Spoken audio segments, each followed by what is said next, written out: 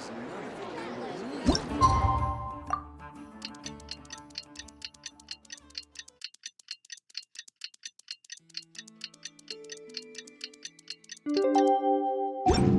used to take It's about time we headed over to the Curatorium of Secrets. We have something super important to discuss. You remember, right?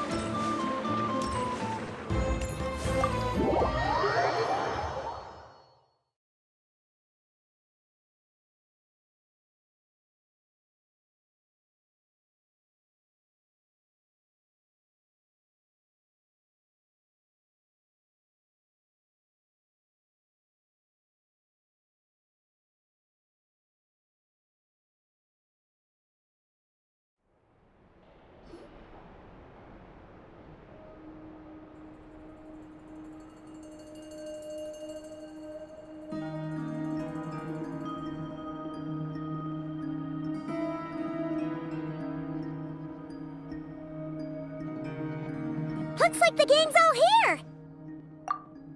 Yep, all ready. How about you two? Green and good to go? Paimon's ready! Great, let's get rolling then. Great. Well, first things first. Wait. Someone's here. We heard your footsteps. Although... You've been here for a while now. I take it you followed the Traveler, but I don't sense any ill intent in you. Come on.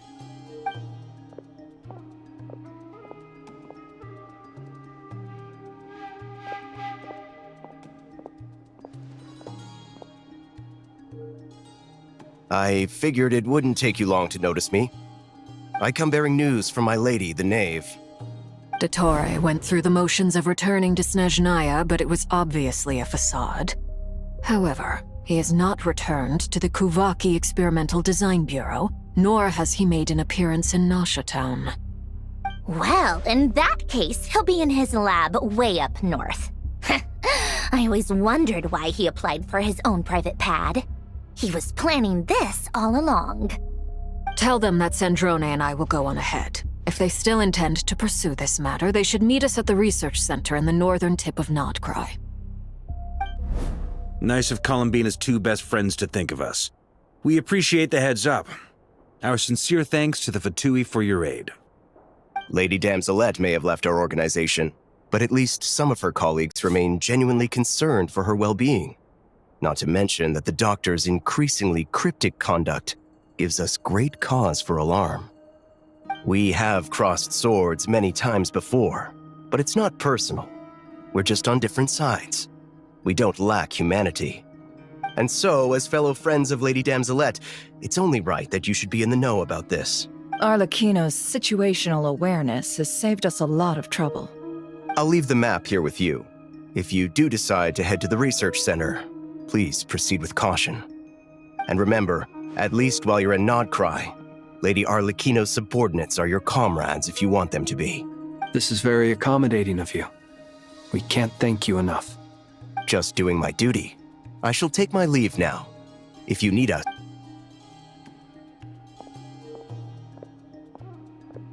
So, the Doctors left the Experimental Design Bureau and headed to some research center up north. Marionette seems to think he's been planning this for a long time. But when did it start? Before he even arrived in Nodcry? It seems his loyalty to the Tsaritsa is lip service at most. Behind the scenes, he may even be working against her. Whatever his motives, we know that he's decisive and incredibly ruthless. Facing him unprepared would be a recipe for disaster. At this stage, it's difficult to predict his next steps. I suggest we split into two groups. We need some people to stay behind and guard Nasha Town. Well, as much as I'd love to help, infiltrating research labs isn't really my area of expertise. But at least take Cool Your Jet's ducky with you. It should be some help during the battle. And as for Miss Inefa, I suppose you will stay to protect Miss Aino? Detecting operational logic. Protect Aino. Priority. High. Just in case, Servarka, I think it would be best if you stayed behind as well. You can leave the research center to us. I mean, I would have said the Knight of Berea should probably be out on the front line, but okay, fine. Leave Nasha Town to me. Be careful out there, okay? If things get out of hand, fall back right away. Yehoda will be on hand to assist you. In my absence, she can handle any intel gathering work. You got it, boss. You guys make sure to get back here in one piece, all right? We will. Things are moving fast. We'd better head off soon if we hope to keep pace. So, it's infiltrate a secret research facility, or... Yeah, alright. Paimon will help out here instead. Sounds like it's gonna be a pretty intense fight. We all have to bring our A game here. So, anything you need to wrap up before we leave?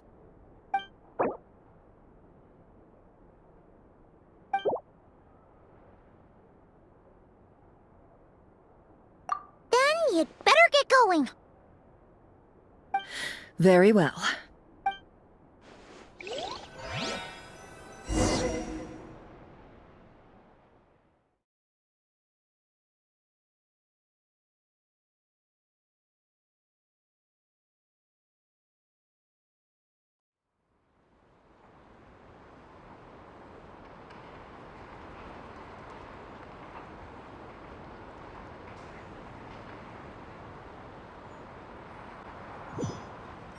All these broken machines on the ground. Someone got here before us. Could it be Harlequin?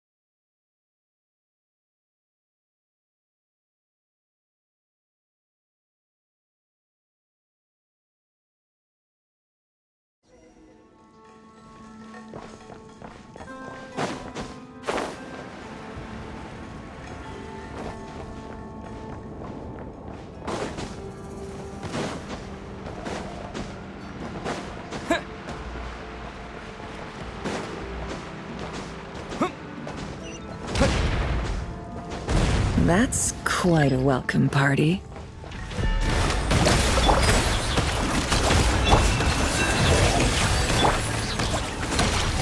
It all adds up.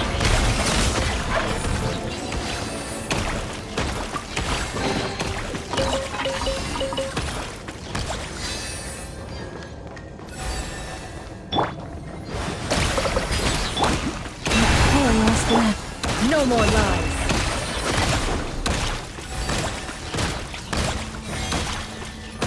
It all falls into place.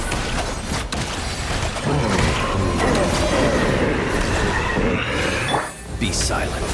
Observe.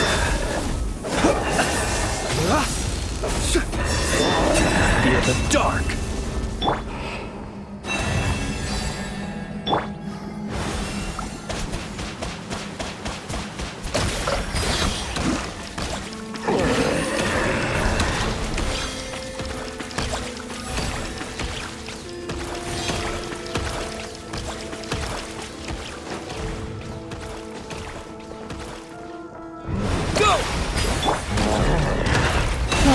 Protect us.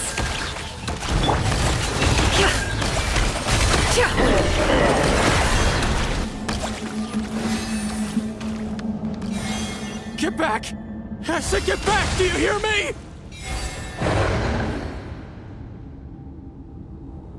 Why isn't it working? No! Don't come any closer! Don't!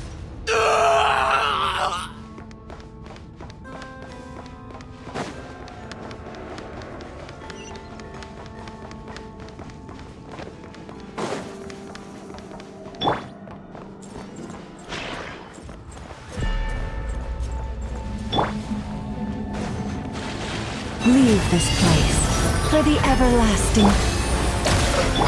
It all adds up. You poor souls. May your spirits find peace.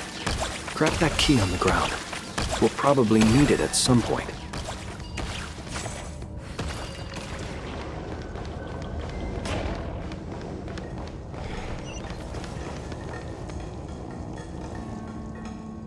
Watch out. There's no way through. Let's go around.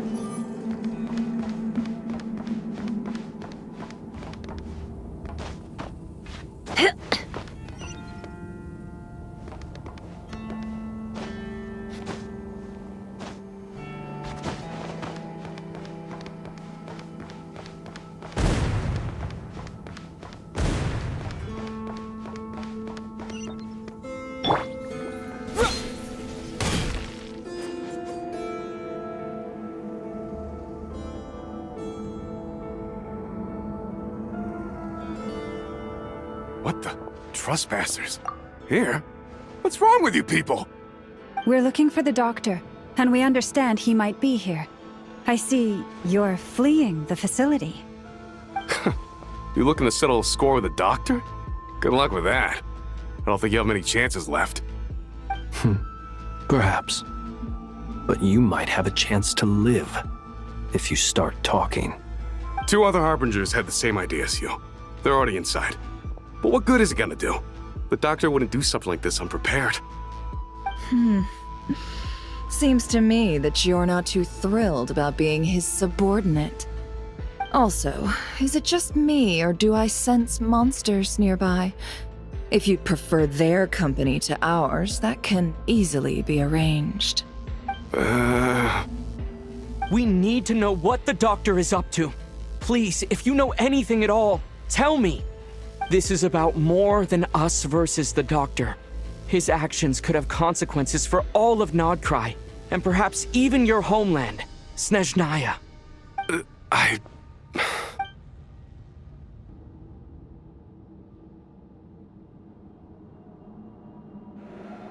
He's building something. Ambitious doesn't even begin to describe it.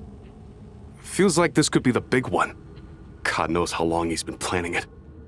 A while back, he told us he'd be returning to Snezhnaya. We weren't expecting him back so soon. This time he brought some gemstones with him, or something. 2 of them. The moon marrow spheres. He stole them from their rightful owner, Columbina. Oh, Lady Damselet? Last I heard, she left the Fatui. Before she went, she told us she'd finished what Her Majesty asked of her, and wished to focus on some personal matters. I remember thinking that leaving us might not be the best choice. I mean, I always looked up to the captain the most, and... Back when this all started, the higher-ups dispatched 3 units to Nodcry to execute their plan. They were led by the Doctor, Marionette, and the Damselet, respectively. I was a part of the Damselet's unit to begin with. She never really interacted with us much. In fact, she seemed sort of detached from everything. Not because she was distracted, just felt like she was indifferent to the world around her. Like she had no stake in anything that happened. She always seemed like she was staring off into the distance. Almost as if she didn't see anything worth living for in the present, so she had to look further afield. That's right. She always used to stare up at the sky. The Doctor used to stand nearby and watch her. Apparently they got along well at first, but somewhere along the way, she grew wary of him. Started avoiding him as much as possible. After she left, everyone in our unit merged with the Doctor's. He's similarly indifferent to the world, except when it comes to the moons. He seems to have big plans for them. Right now, obtaining the 3 moons is his #1 priority.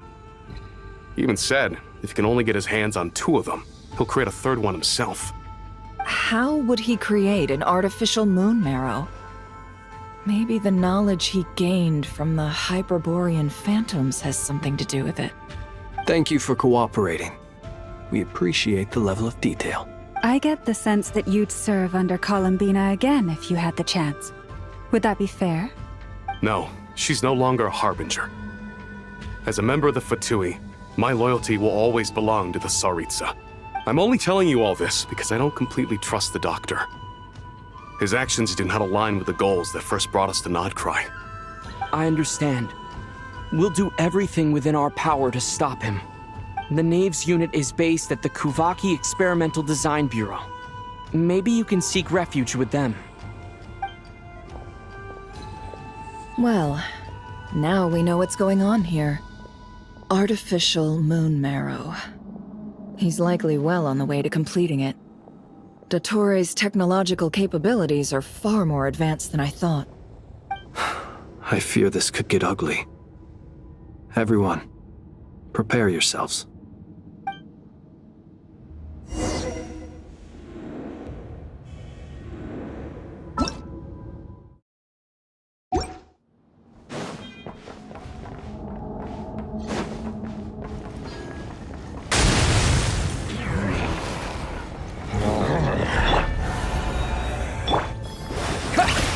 Be silent. The long sleep beckons.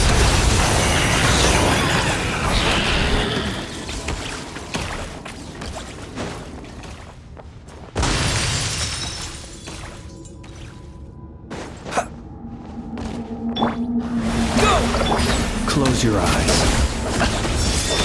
To dust. Observe.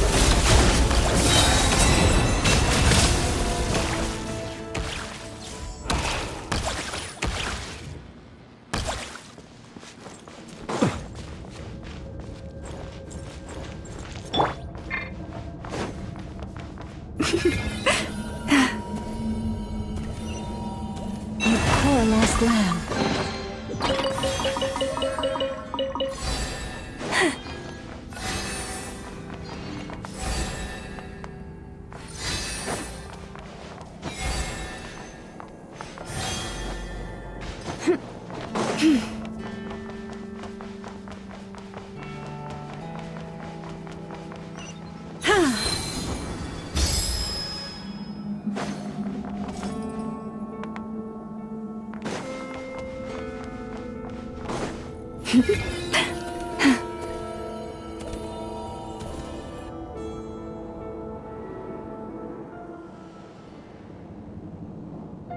Welcome, one and all. I've been expecting you. I hope my humble research facility is to your liking. Yeah, we really appreciated fighting our way in through a horde of monsters. The gall. You expect us to believe you've just been patiently waiting for us? Of course I have. Should I be worried about something? Everything seems to be going quite smoothly so far, and you've shown up right on schedule. First Sandrone and Arlecchino, now you. Ah, quite a surfeit of guests I've had today.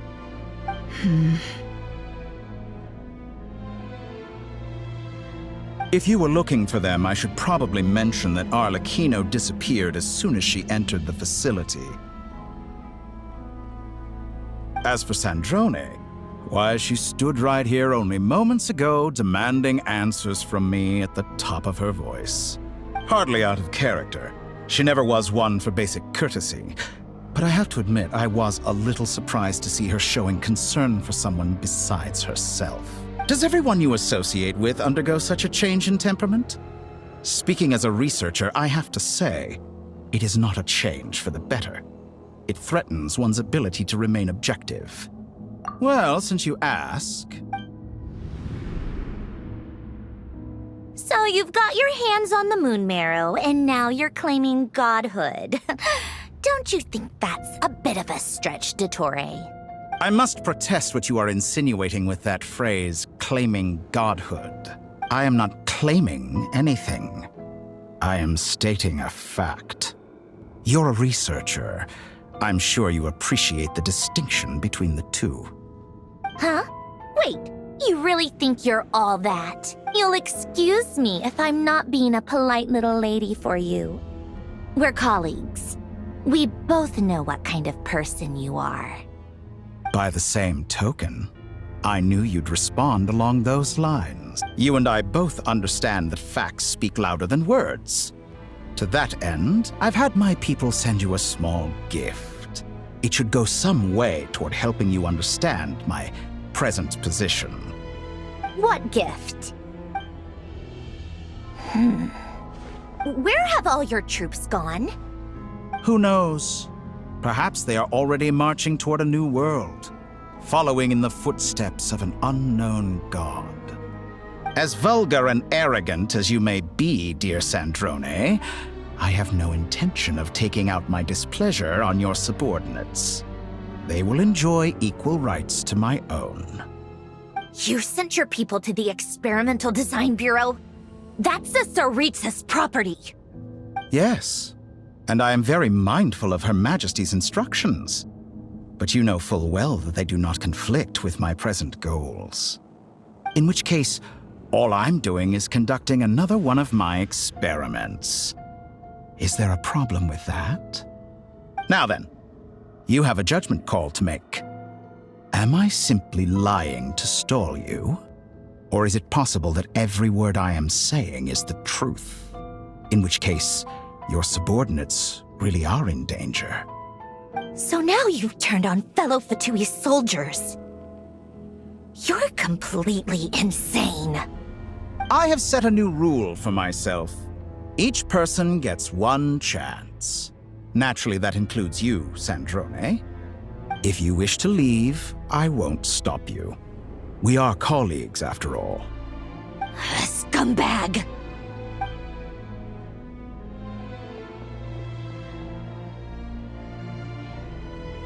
Still, I hadn't counted on Sandrone sparing any thought for the people of this world.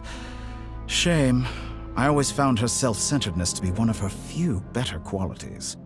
How can she ever hope to achieve greatness when she's so obsessed with protecting her little design bureau? It's more than a little disingenuous to speak of achieving greatness while taking hostages. Or does honor no longer mean anything to you? Honor? I have the marrow of 2 moons in my possession and will soon complete the construction of a 3rd. I will be the god of a new world. And you speak to me of honor? How charmingly naive. Those are sacred relics. You do not deserve them. In my view, many in this world do not deserve to be alive. And yet, I mercifully permit them to go on living, do I not? You'll come to regret your actions. Will I now? Let's see if you can make me.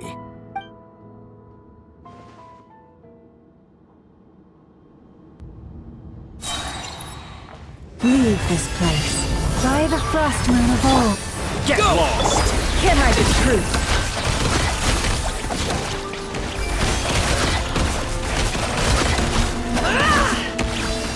No more lies. Seek within. Water jet! Close your eyes. Be silent. Fear the dark. Target acquired. Close your eyes. Is this all it takes to tire?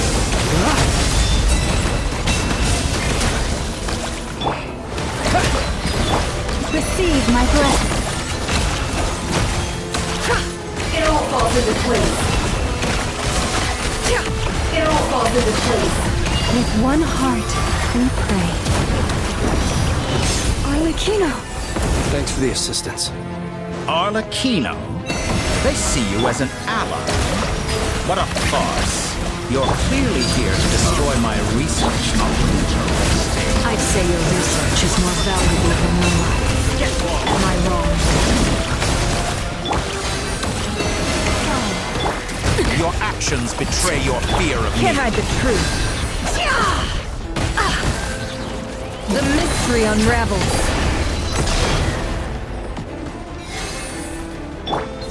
Get lost! Receive my blessing.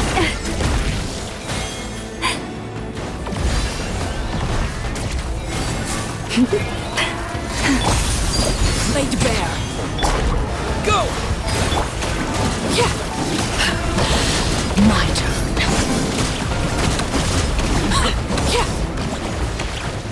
Everlasting as the moon! An exact practice. How's this? Be silent. Night falls. deserve. Playtime's over. The real experiment Close your eyes. now. Night falls. Lush as the moonlight for the everlasting fall. Water jet! No more lies. It all falls into place. It all adds up. Time to come clean. Seek within. Vittori is too powerful with the artificial moon arrow in his arsenal. Fighting him is futile. Quickly!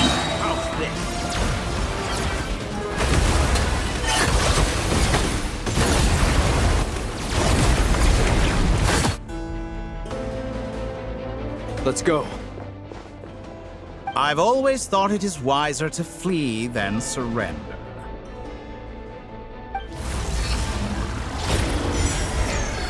Watch out! What the? Forget about me! You should... Where's the Traveler?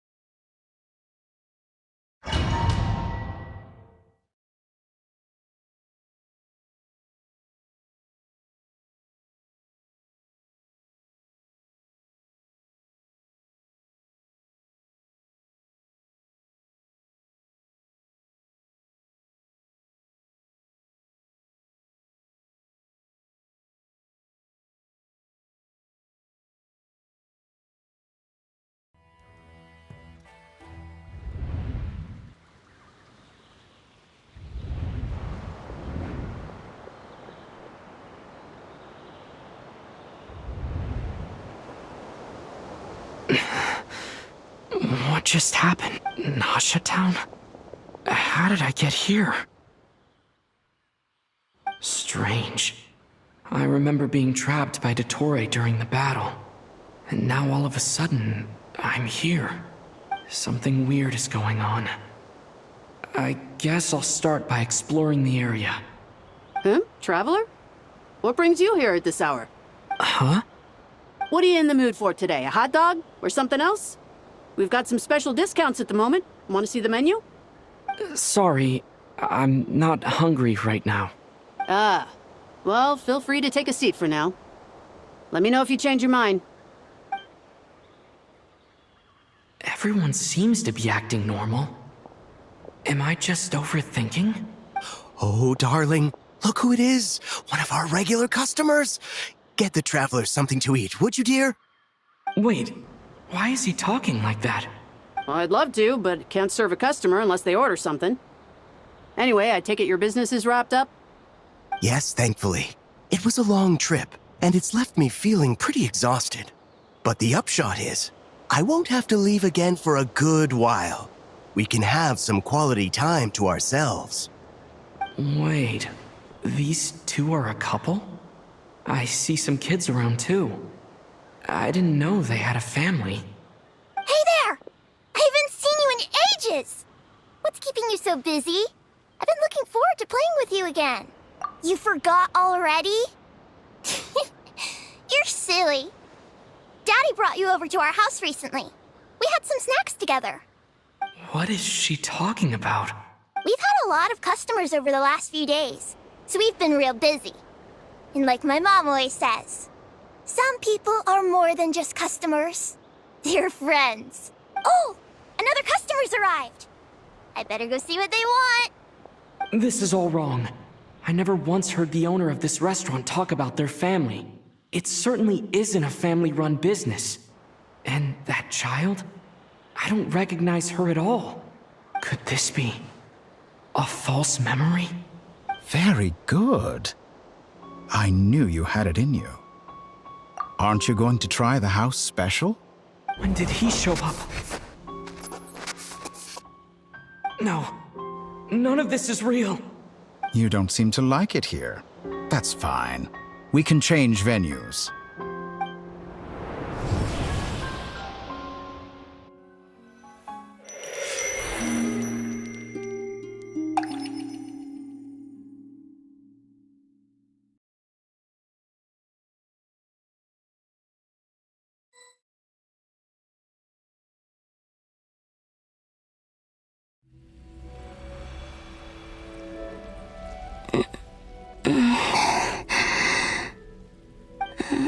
I'm still alive.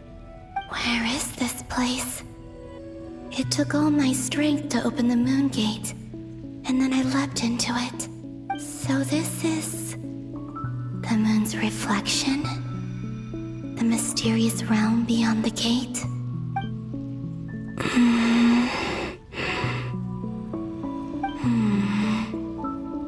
I can't sense anything.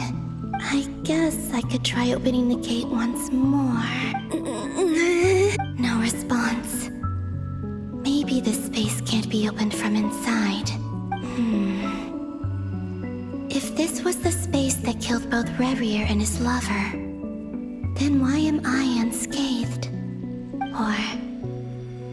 no, I'm not unscathed. Even the air here feels frozen in place. There is nothing here with which I can restore my power. I should conserve my strength and proceed with caution.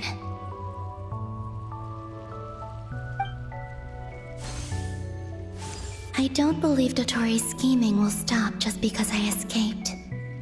If there is any chance that I can get back to the others, any chance at all, I must return.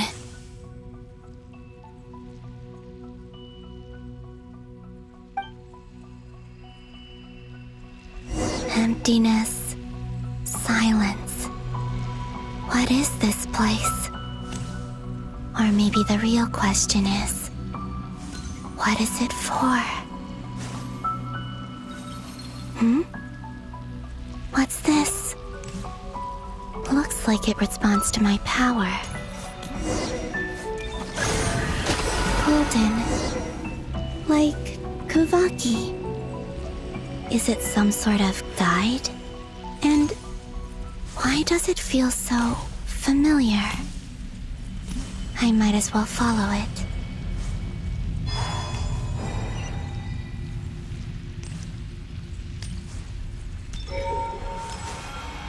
Where does this lead? Could it be the exit?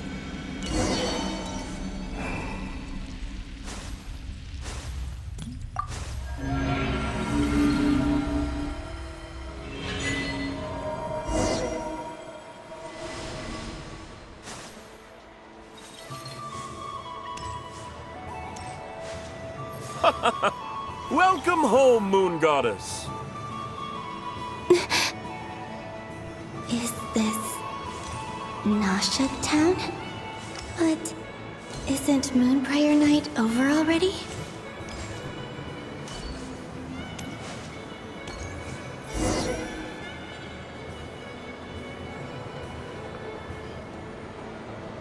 Goodbye for now, Columbina. I hope you have a wonderful night. I will. Lama, everyone else, and me? Are these my memories?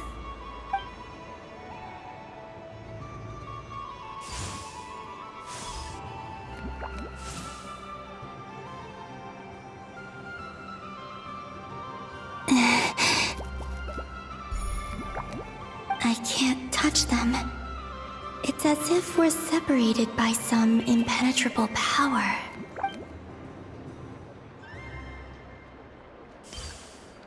Over here! Over here!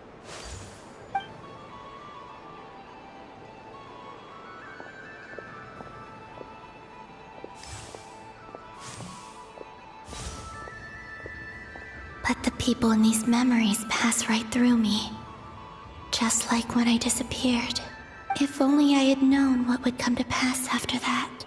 Even so, I should still take a look around. Just being back here It gives me the strength to keep going.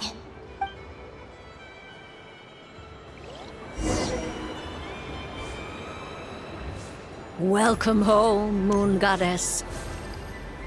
Oh, you're the genuine article. Alice was right. This Moon Prayer Night was worth watching after all. Oh, yes. That was the fortune-telling stall run by Barbeloth from the Hexen Circle.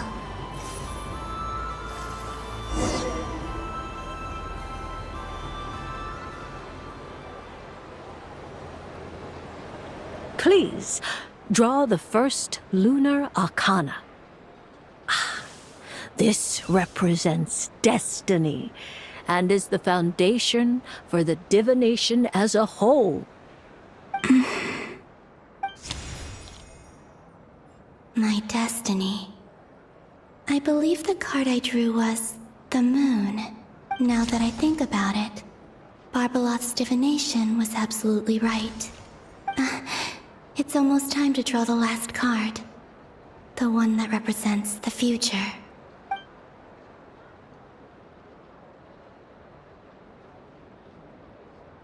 That was the card that popped out on its own. From here, I think.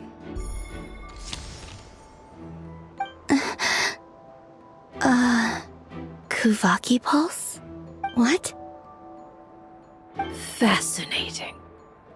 I've never encountered this before in my role as a diviner. What's going on? Did that card leave the deck? Because of my influence? All I did was try to touch it, and then... Maybe this memory space is not untouchable after all. Are there weak points in the barrier? Or... is it possible that there's more to this space than my memories alone? This card is death. I need to get to the bottom of this. I'll try touching something else. Is this... the wind? No, it's gravity. It's pulling me outwards. No, Traveler!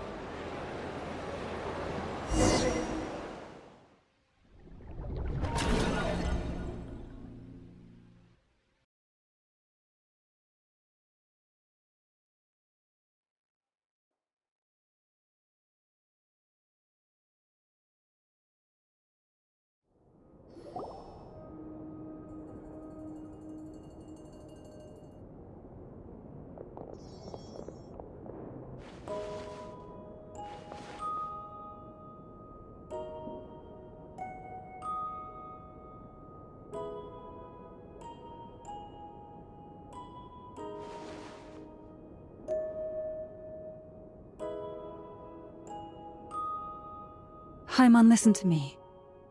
From the bottom of our hearts, we are so sorry. We completely understand how you must feel. The Traveler is trapped, and we all feel responsible for it. Don't say that! Paimon's not a little kid! You didn't leave him behind on purpose! There was nothing you could do!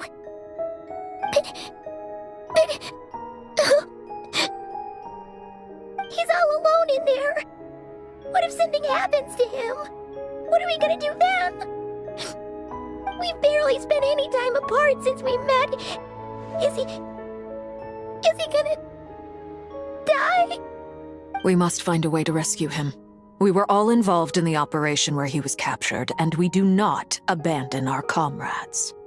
That being said, it won't be easy. Through conversation with the others on our return, we've arrived at a basic idea of what we're up against. Dottore's lab has clearly been in operation for a lot longer than we realized. We found many monster samples stored there. In all likelihood, they were materials he used to research his latest technology. We also know that through his contact with the phantoms of Hyperborea, he gained knowledge about the moons and certain Hyperborean technologies. Using this knowledge, he then fashioned an artificial moon marrow to serve as a replacement for the frost moon beyond the sky. Unlike Columbina, Dottore is not being rejected by Teyvat. And even with 2 of the 3 moon marrows, his power far exceeds all of ours combined. Once his 3rd moon marrow is complete, Dottore will have completely seized the authority of the 3 moons. Teyvat's most primordial powers will then be in his grasp. Does that mean... I'm afraid so. No one could have predicted this level of insanity, not even from Dottore. And unfortunately, his insanity is coupled with an intellect and ambition that not even his peers in the Fatui can match. This is dire. Sounds like the world is done for. The 3 moons' authority can influence the very fabric of time and space. I dare not imagine what a monster like him would do with that kind of power. The trouble's already begun, I'm afraid. On our way back, we discovered that part of Nodcry is being enveloped by an unknown energy. We cannot ascertain what is happening inside. I'm convinced this is Dottore's doing. Not that there's any way to prove it. The issue is, we have no idea what his intentions are. The only thing more frustrating than facing down evil is knowing that it will surely come, but not knowing when. The doctor is guilty of numerous crimes in Mondstadt as well. One of our knights, well, former knights, his father was murdered by Dottore. His ideology and methodology are a danger to everything in his path, from individuals to entire nations. He does not feel guilt, even when he acts against his own people. He doesn't see them as his own people, that's why. People like him see everyone else as beneath them. Right. He views other people only in terms of how they can benefit him. That's the basis of all his social connections. Granted, he's hardly the only harbinger to pursue their own interests. We all do. And Her Majesty is gracious enough to permit it. Still, her mercy has its limits. Dottore's actions have gone beyond even what the Fatui could have imagined. Usurping divine authority to become a god. For a servant of the Tsaritsa, that goes beyond being disloyal. It's treason of the highest order. We can't expect him to heed the Tsaritsa's will once he gains the 3 moons' authority. Even we harbingers consider him the most self-interested among us. Poor Traveler. Of all the people to get caught by... We have to go save him right now! Please! We gotta find a way! Paimon, I promise you, we are with you all the way. I get how you feel. I do. But it's gonna take more than strong emotions to take down an enemy like Dottore. What we need now is more information. Right. We can't even guarantee he's still at his research center. Before we can think about mounting a rescue operation, we need to confirm the Traveler's location. I'll find a way. Paimon knows, but... She's so scared. If anything happens to the Traveler... He might be the strongest person Paimon knows, but he's still human. He feels pain and bleeds just like anyone else. Then think things through before you stick your neck out. Unless you want to lose your head. Sandrone. Miss Sandrone, you're okay? Put the stuff over there, and be gentle with it. Am I okay? As you can see, I've had to move my whole livelihood out of the Experimental Design Bureau. It's been swallowed up by Dottore's energy field. If I'd left it any longer, I probably would have gotten stuck there. Ugh, Dottore always goes a little loco when he finds a shiny new toy. Not that he'd ever admit that. But this time, he's gone full psycho.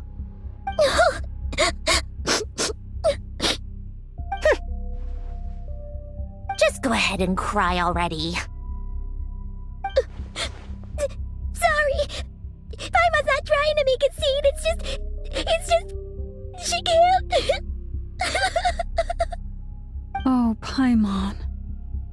let it all out. There's no shame in it. When you're overwhelmed by fear and despair, crying can help get it out of your system. You'll feel better for it. Okay then, while the baby of the group is having a moment, how about the grown-ups get to work? Give me your hand. You've made a discovery? Polonia, scan.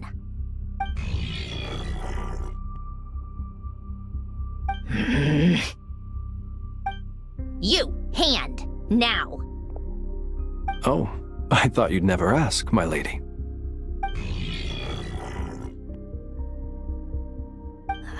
Curses! You're next, then you.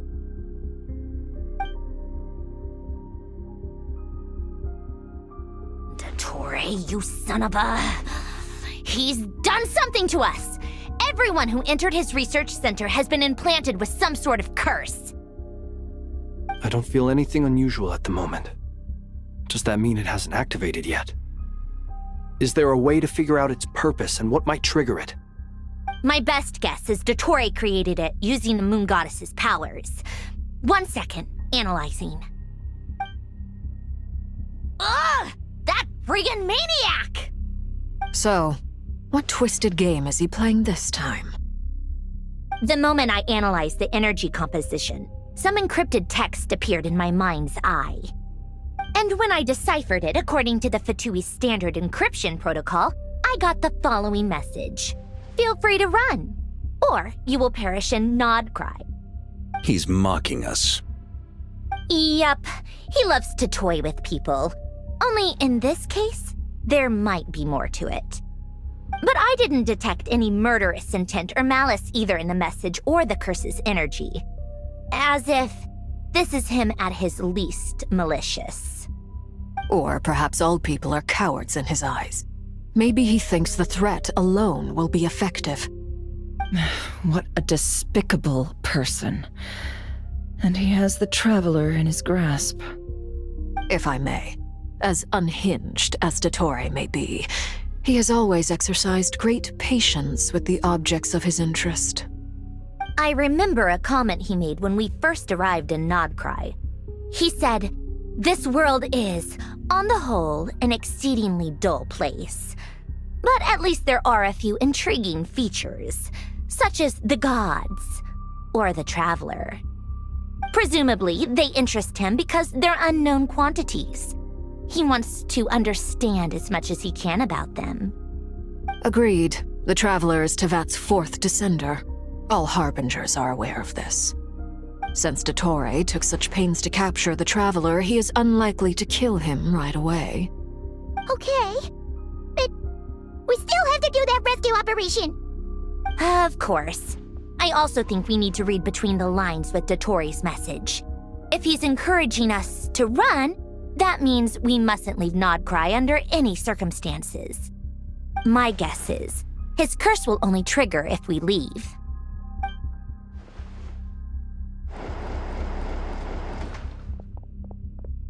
We've discovered multiple energy fields. Albedo is still attempting to analyze their structure. He told me to report back first. Each field is slowly growing, swallowing up more of the surrounding area in the process. And the pace of their expansion has increased since we first examined them. He's probably trying to swallow Nodcry whole. His nefarious ambition knows no bounds. If this continues, the whole of Tevat will be in trouble, not just Nodcry. The loss of Columbina could not have come at a worse time. Do we think she's truly gone for good? She entered the space beyond the Moon Gate, knowing what became of Rerir and Thalindus. I'm sorry, but I fear the odds aren't good. Don't be ridiculous. If I know her, she's busy finding a way back as we speak just so she can annoy me. She isn't dead. Whatever has become of her, the fact remains that we are two comrades short on the eve of a decisive battle. We need to find out the Traveler's location, but there is also other work to be done. Agreed. Whatever Dottore's planning, we have to get the local populace somewhere safe. So, as well as a rescue mission, we have to organize a mass evacuation at the same time. It would be best if someone could approach leaders of neighboring nations and negotiate emergency asylum for Nodcry's inhabitants. Can anyone handle that? Snezhnaya is one option. I'll see what I can do. This would be so much easier if the Traveler was here. No! Stop thinking like that, Paimon. Paimon will join you. She's pretty well connected thanks to the Traveler. Maybe it'll come in handy. Either way, that's what the Traveler would do if he was here.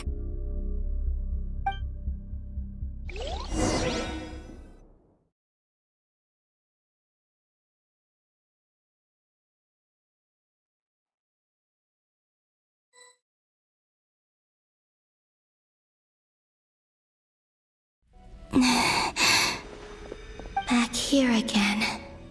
That gravitational force that pulled me back. Is this where it came from? When I saw that memory of Moon Prayer Night, I think I influenced reality. Was it just a coincidence? Or... if only I could have sent the others some kind of warning on Moon Prayer Night. Maybe we could have stopped Dottore. I feel so heavy. Does entering that space consume a lot of energy? Well, even so, I have to keep moving forward. Back to emptiness and silence again. I should try and find my way back inside that memory.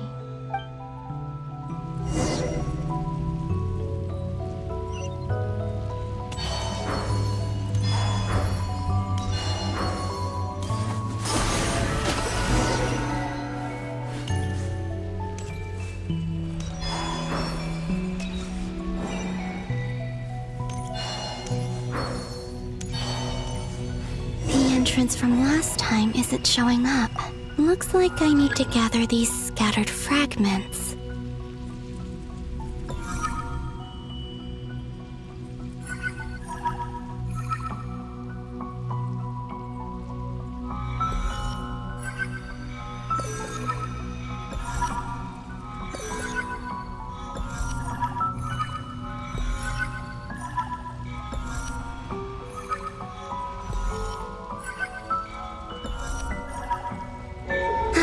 It worked!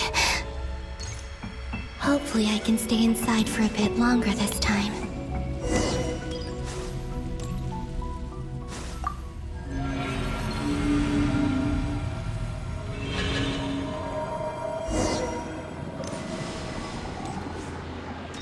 Ad Astra Abyssosque. Welcome to the Adventurers Guild. What? This doesn't look like Moon Prayer Night. Extra, extra! Latest issue of the Nasha Express! I don't think I've ever been here. Maybe this space isn't comprised of my memories after all. There aren't any festive decorations around. Is this Nasha Town after Moon Prayer Night ended? Did Dottore's plan not affect the town? Or is no one aware of what happened because he used the Three Moons' authority? Let me see if I can influence anyone else.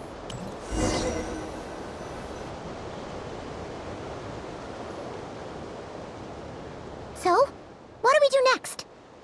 Wait, that voice. Paimon? The most important thing right now is to find that mage. Lauma, the Traveler, and Mr. Varga are here too. I'd better go pay the Fatui a visit. Traveler!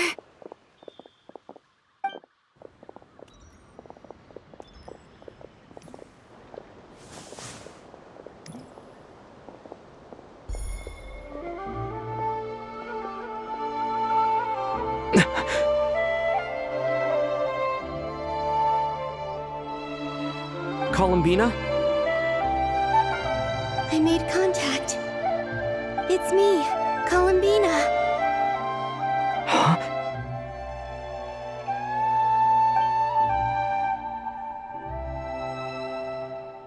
Traveler? Let's go! This is no time to be spacing out!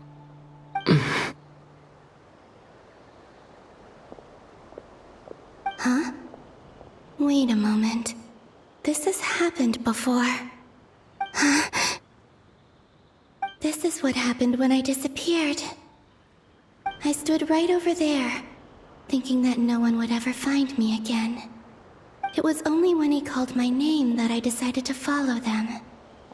But did he turn around because he sensed my touch just now? Is it really possible that from in here, I can change the past? If I keep following them, maybe... Huh? It's that gravity again.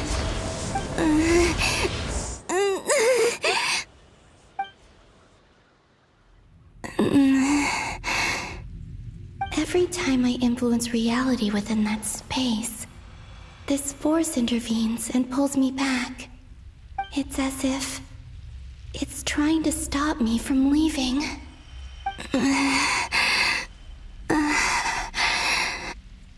I'm getting weaker and weaker. I'll just have to try another approach next time. Come on, Columbina. Keep going. You have to tell everyone what happened.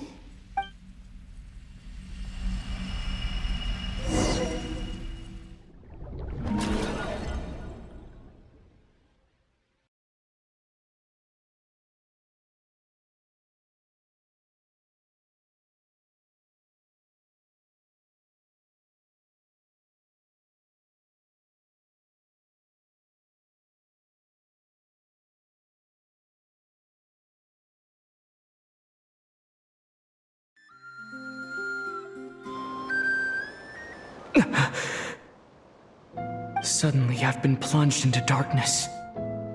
It feels strange, as if something has grabbed hold of me. Is Torre now powerful enough to interfere with space itself? Look at you, standing so still in total silence. I almost didn't recognize you. Hello there, traveler. He seems to be in a good mood. Wait, what's that behind him? Ah, so you noticed. This is the completed trilune. 2 primordial moon marrows and 1 artificial specimen. You are wary of it. Good. Maintain that reverence. You performed well in that recent battle. Brave and reckless as always. Courage is the sign of a true hero. And impulsiveness is the hallmark of those who strive to advance. I say this not to belittle you. Most creatures are far more timid by comparison. 3 moon marrows? Does that mean the artificial one is now complete too? Well spotted. What do you think? For a replica I built myself, I dare say it looks the part. Torre, are you planting illusions in my mind? I have no interest in fooling your eyes. On the contrary, I hope to show you the true essence of all that you see before you. Is this not a beautiful city? People live in peace and find joy in their work. The streets are safe. People can even leave their doors unlocked at night. You might say it is the Elysium everyone dreams of. All available data indicates your values and worldview conform with the mainstream. This kind of society should be quite to your taste. False beauty is deceitful. Lies are to no one's taste. I wonder, is it your moral standards that are too high? Or your expectations of reality? Answer me this. If someone existed in a sweet dream from the moment they were born, a dream in which they never once felt pain, which do you think they would consider superior? The dream or the reality? That's pure sophistry. It has nothing to do with your actions. As I suspected. You have yet to understand all of this for what it really is. What do you want from me? You sound impatient. Do you think the only reason I'm keeping you is because I want something from you? If it's not, then why haven't you killed me yet? No one can stop you if you're as powerful as a god. I'm delighted you recognize that fact. I believe we last squared off in Sumeru. Ah, the memories. How time flies. You and I have both grown. I'm not surprised that Arlecchino and Sandrone worked with you. You've always a way of slowly but surely ingratiating yourself with all levels of society. People laud you as a hero, but I suspect there's more to it than that. Oh, but to be clear, I don't say that to flatter you. Do you always give your opponent an appraisal before you deal the final blow? Call it a long-time habit. I'm a researcher, and one of my duties is to give an objective assessment of my subjects. But you misunderstand. We are not opponents. Not at this moment. I just want to talk.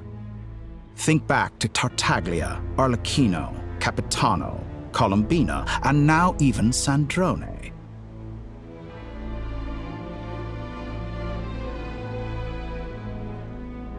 You've worked with each of them in the past.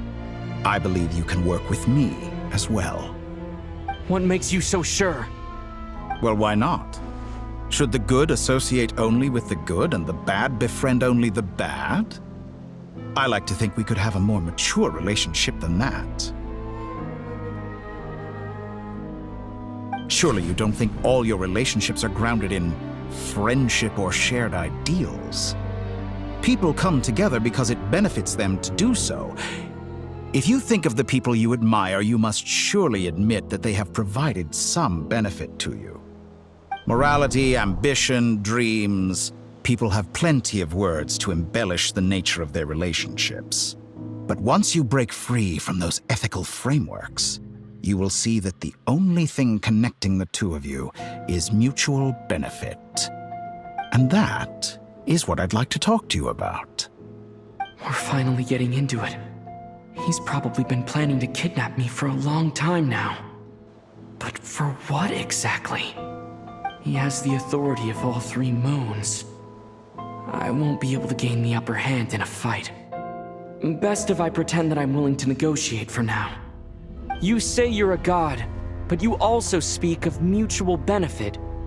What could a god want that the three moons cannot provide? Excellent question. But before I answer, I would ask you the same thing. Gaining Colombina's allegiance was a rare and extraordinary feat. But the Moon Marrows are now in my hands, and I have the edge over her. For this artificial moon is not being rejected by Tevat.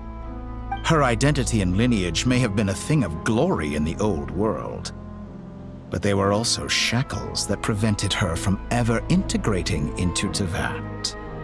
I, on the other hand, you may view me as a thief, but I have overcome that limitation. So what is it that the three moons cannot grant you? What stops you from negotiating with me to get what you want? I don't make deals with lying psychopaths.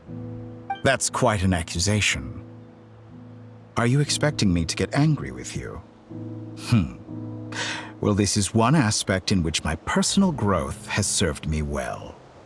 In the past, my less mature self might have been disappointed, perhaps even angry, over a small setback like this. Like when you and Lesser Lord Kusanali joined forces to oppose me, for example. But things are different now. Just as the rich do not quibble with the poor, I no longer find myself perturbed by these trivial affairs. Human relationships end with conflicts of emotions and interests. But relations between humans and gods are different. And ours is even more unique. I have ascended to the highest heights and laid claim to unprecedented horizons. And you were no ordinary person to begin with.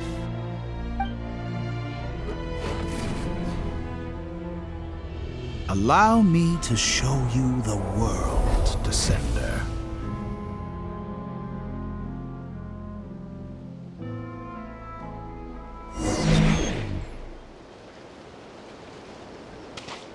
To stand, walk, jump, sit, and lie down. These are the most common of behaviors. Have you ever wondered why we were born following such laws? Who stipulated that we could not fly instead of walk?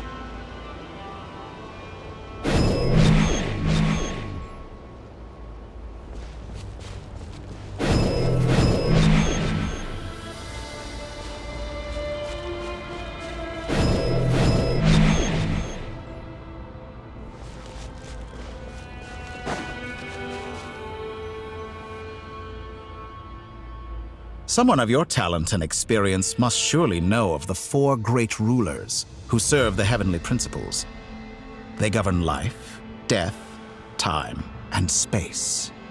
One wounded by a blade will die from blood loss or infection, and one who falls into a lake will drown in agony. The elderly wallow in solitude, and the solitary age faster. Eventually, new life is born, only to embark on the same path of suffering. These 4 divisions anchor the world and shackle those who live in it. But they themselves transcend its boundaries, squandering the power bestowed by the heavens. All who live yearn for equality, but unless the gods prostrate themselves and profess that they are mere servants of the living, equality can never exist. Who makes the rules we must live by? Who has the right to restrict us?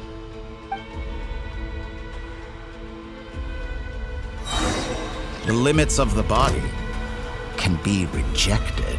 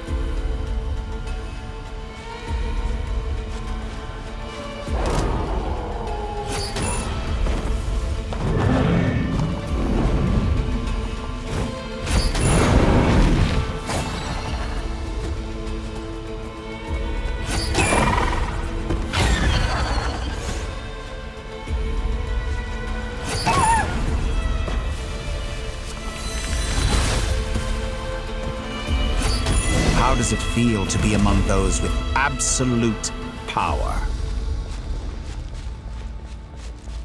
You cannot conceive the extent to which your flesh hinders your mind and spirit.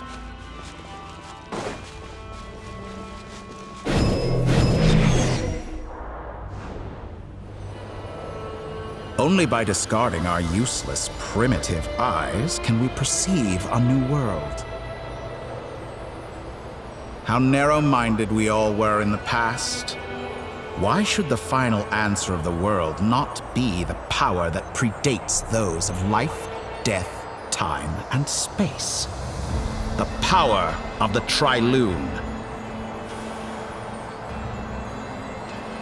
Through it, I have glimpsed new experimental possibilities. Nature suppressed, authority exiled, souls controlled.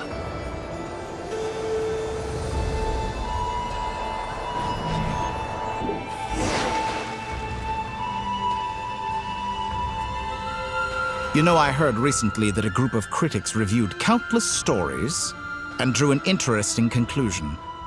They found that it is more often than not the villains who strive tirelessly to push the bound. In fact, long before this, someone voiced a similar idea in an academia editorial. I felt a great affinity with this perspective. I have never been afraid to step up and play the role of the villain. Fanatics are trampled down for their transgressions, and those who transcend are rebuked for their audacity. And so, the majority of creatures are too timid to follow my lead. But all sacrifices made during my experiments have been worthwhile, as you can now see. I can offer you something new, something unique, precisely because I am a villain. Think about it. We are eternally bound through mutual interest. Can you truly say you would never turn to malice if it could give you the life you dream of? After all, what value do perfection and purity really have? They are fragile and feeble things, utterly tedious. I say, better to be governed by a flawed humanity than a gnosis. Seeker of knowledge is the villain who undergoes countless tribulations in pursuit of their goal. I'm sure many people have told you that you're different. Because I'm a descender? Exactly. Very clever. But what has that got to do with you? I do not conceal my wicked deeds, my selfish desires, or my greed. A true researcher must act as I do if they are to understand and speak of the truth. And yet, a knowledge seeker like myself will inevitably grow tired of studying. You have traveled to all corners of the world and met many people. Along the way, there have been moments when you were misunderstood or even became a wanted criminal. And all the while, you have spent your days doing some of the most mundane jobs in the world. You fight and toil, claim minuscule rewards from my friend Pantalone, then you fight some more, winning some battles and losing others as your search goes on. And this cycle continues. Surely you must sometimes grow weary of being stuck in this same loop day after day. We're completely different. I embrace everything that life throws at me. I am engaged in every step of my journey. How does that make us different? I too embrace what life brings, researching everything that interests me. Think of all the novel things I've managed to create, like the artificial moon marrow. Don't you see? As unique a specimen as she was, even Columbina is not irreplaceable. Take that back! She's gone because of your actions! I didn't say that to anger you.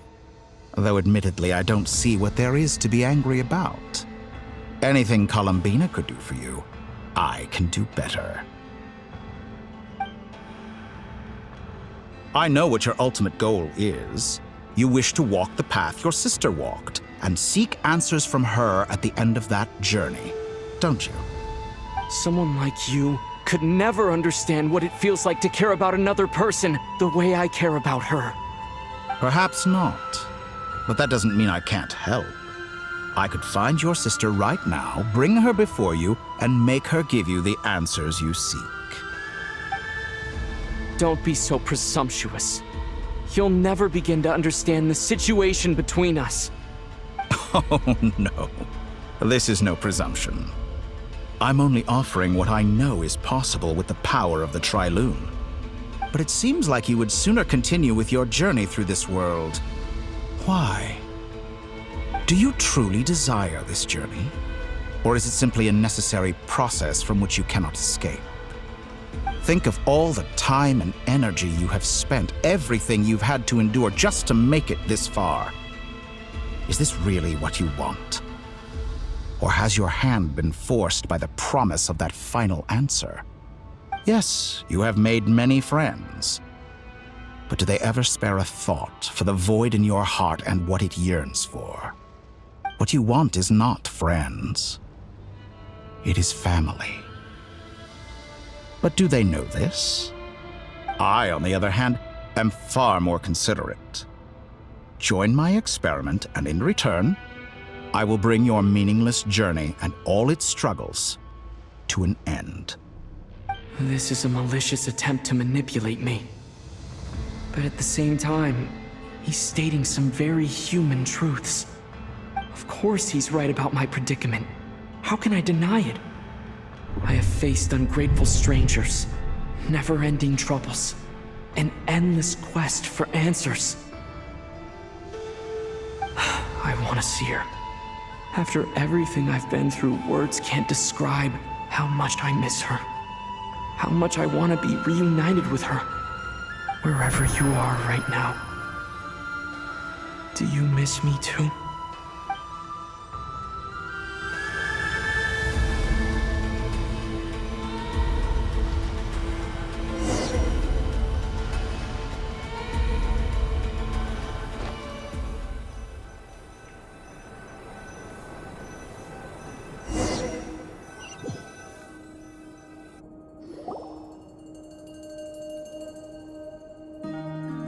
All right, everyone. Our next mission is clear. We need to contact all the major organizations, explain the situation to the public, and then begin the evacuation. The residents of Not Cry are quite dispersed. The two most populated areas are the Southern Isles and Pyramida. Miss Lauma, I will leave Hisi Island and Nasha Town in your hands. I will liaise with the Fatui and Pyramida. Agreed. We will reach out to Natlan and Snezhnaya. Anyone found north of the Experimental Design Bureau should follow the Fatui to Snezhnaya. As for those dwelling south of that line, I will ask the Voynich Guild to help persuade them to leave. Then I, Mr. Varka, and the Frostmoon Scions will escort them to Natlan. The Voynich Guild has dealings with the Curatorium of Secrets. I will send them a letter vouching for your credibility. Yehoda, you should help Lauma. This is too big of a task for one person. My wish has come true. You're willingly lending me your most capable employee for the day. Well, good for you if all this only takes a day. Of course, if it takes any longer, I'll be charging a fee. Boss, wait! Don't I get a say in this? Oh, I'm sorry. Something to add, Yehoda? Well, no one's more important to me than you, boss. And remember how Lauma healed your eyes after that big battle? I think that's worth at least 2 or 3 days' work for the Frostmoon Scions. Are you completely incapable of acting in your own self-interest? Or do you simply devalue your own labor? Are you sure you don't want to come with us? Who will see to our other work if we're all busy evacuating residents? Sandrone insists that Columbina is still alive, and we have a traveler to rescue.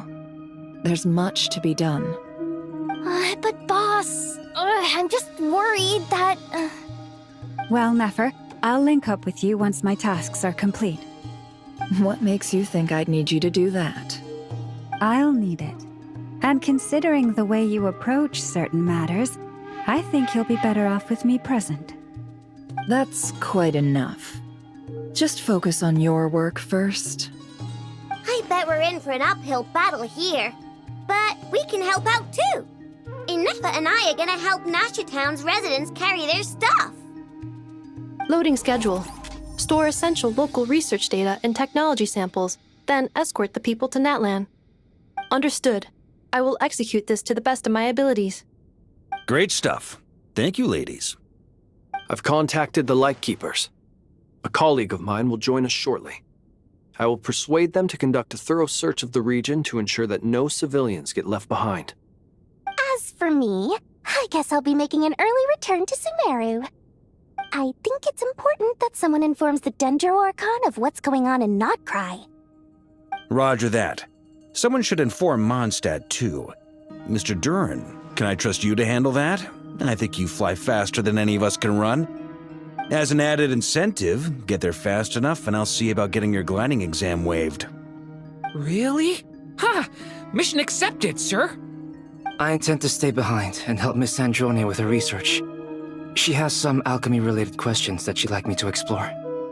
She recognizes your expertise, then. I wish you a fruitful collaboration. Thank you. In truth, I was surprised to hear her express an interest in subject matter outside of machines. I believe she has been investigating some Fontanian technology recently. She made a point of bringing the relevant materials with her when she left the Experimental Design Bureau. She's sorting through everything in her room as we speak. I should mention that we have one other friend who isn't present. He hasn't made his position in all of this clear. But if we know anything about him, he's likely investigating on his own. Paimon's been very quiet today. But I know how close she and the Traveler are with the Natlanese. She should come with us to the border. Okay. Paimon will do her best. Make sure to heed Sandrone's warning. Many of us have been cursed by Dottore. As such, under no circumstances should anyone cross national borders. Remain within Nodcry. That aside, personally I have faith in Columbina. Things look grim, sure, but who knows how it'll play out. Same goes for rescuing the Traveler. Both of them are important allies and friends. We'll be counting on you to gather intel on them, Miss Nefer. Oh, wonderful. You're all here.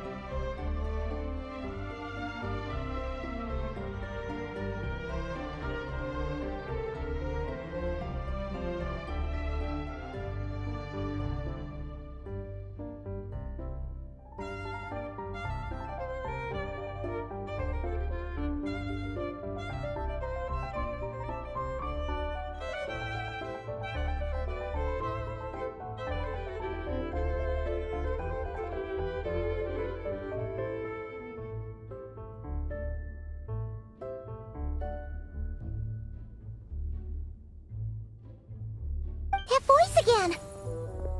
Nicole? Whoa, that was loud. And it came out of nowhere.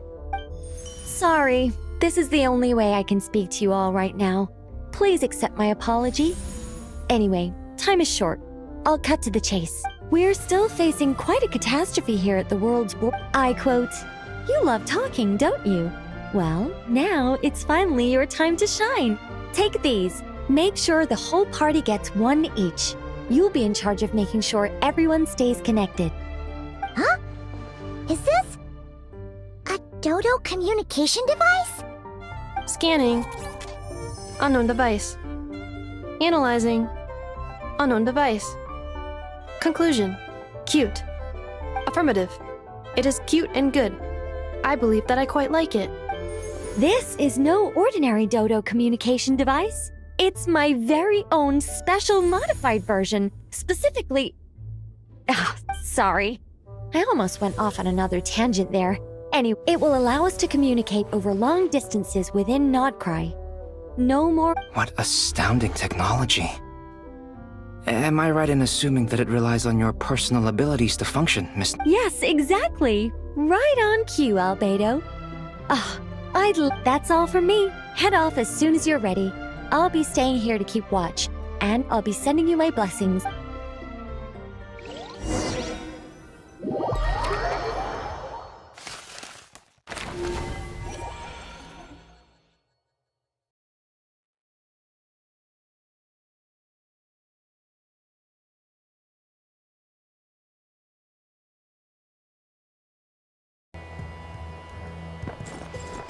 Observe. Close your eyes.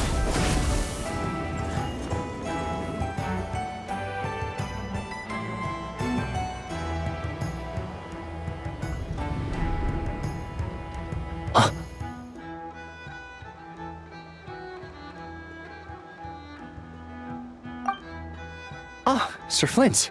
Perfect timing. I just arrived myself. You are most considerate, Master Ilua. But in fact, I know you have been sitting here for quite some time. If you saw me, why didn't you say something? I was curious to see how long you could sit still for. Also, shouldn't you have managed to sense me approaching? That would be a first. You always seem to appear out of thin air without making a peep. Also, how many times do I have to tell you not to address me as master? I don't qualify. I beg to differ. Why should a young man so well versed in social graces as yourself not be worthy of that title? Please, Lord Flint's... Sir Flint's. I'm begging you, don't flatter me into complacency like you do with everyone else. You understand me better than most. My newest acquaintances tell me I love complimenting others. What do you think? I think they don't understand why you do it. You just love puffing people up till they're a big, happy ball of hot air that floats away into the sky. In all sincerity, I can only hope that they bring good tidings when they come back down to Earth. Is the situation that bad? We just held a strategy meeting. Let me fill you in.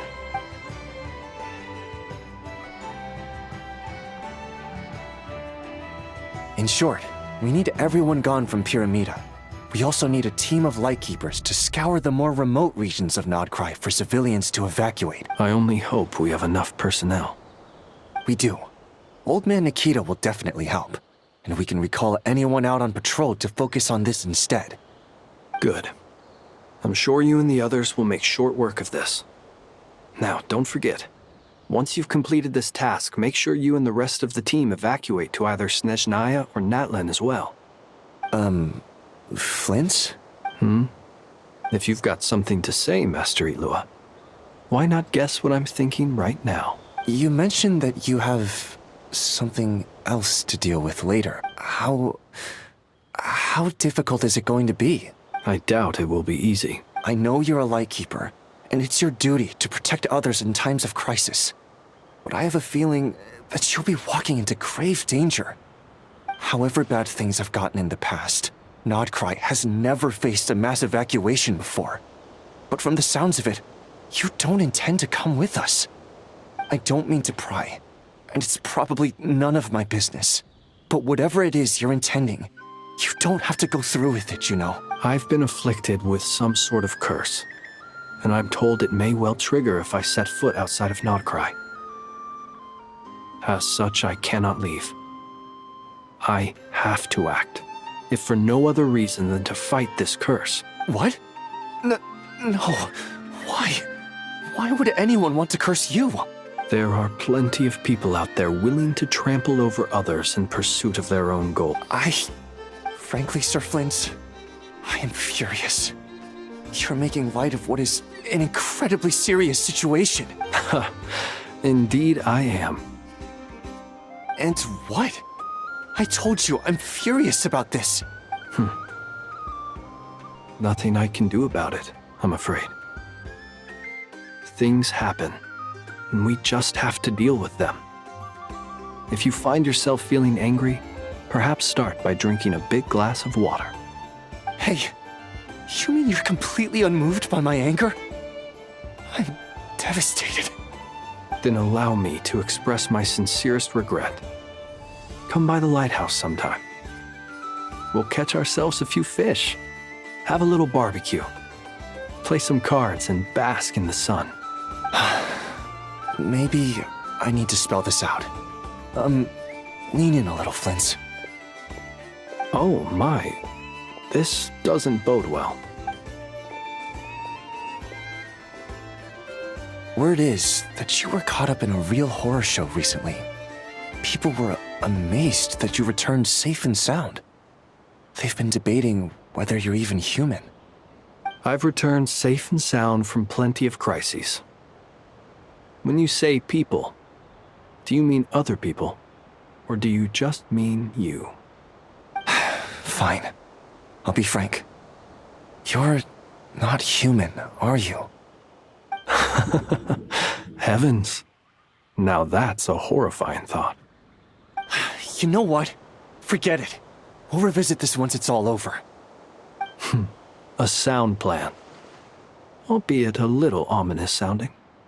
Just promise me you'll come back in one piece, all right? For you, Master Ilua. How could I refuse? Also, please pass my regards on to our colleagues. Tell them, thank you all for your assistance. Please put safety first as you proceed with the operation.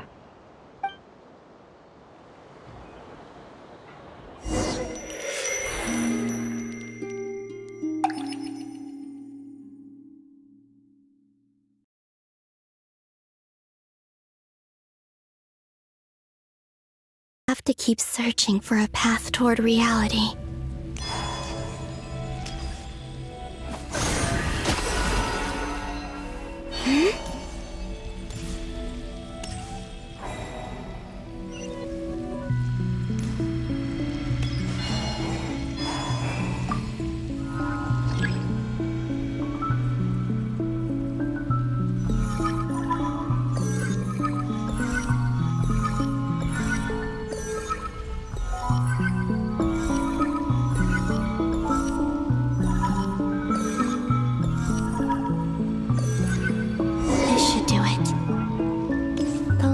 Times I tried to influence reality in this space, it consumed a lot of Kuvaki. I'll try and be more careful this time. I need to leave key clues behind using less power. I hope everyone still remembers what I said on Moon Prayer Night.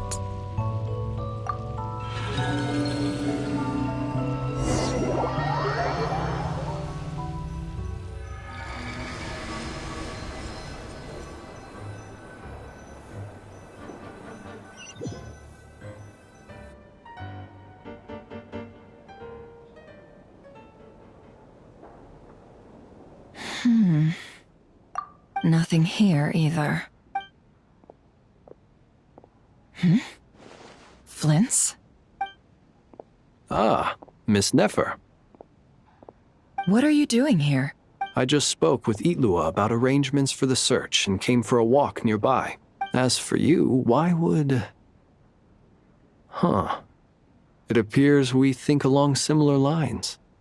And neither of us likes to accept things at face value. As well as figuring out how to gather intel on the Traveler, I wanted to confirm some of my own suspicions. Also, we'll need to bring a lot of force to bear against Ettore, even if we're only looking to rescue the Traveler.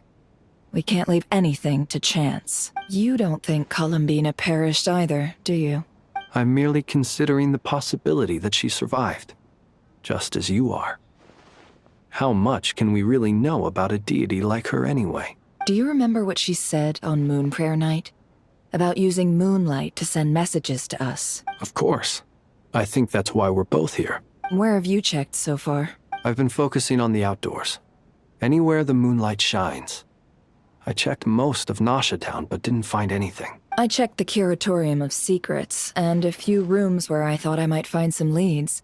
But no luck here either. The only places I haven't looked yet are the rooms in the flagship. But process of elimination isn't the only thing that brought me here. Oh, really? What's your other reason? After all that build-up, our mystery ally never showed up even once! Huh? Am I imagining things?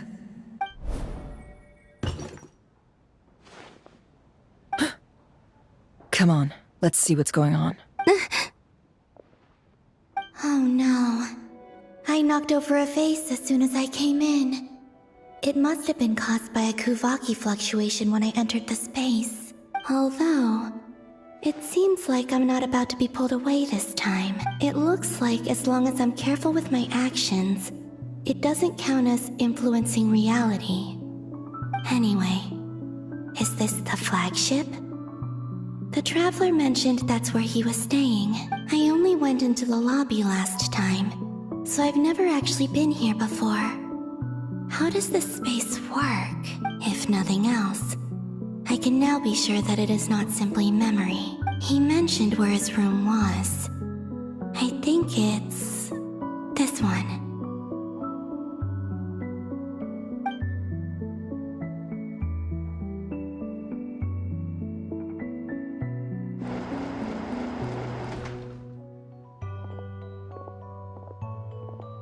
The door is closed. But if this is anything like when I disappeared, then maybe...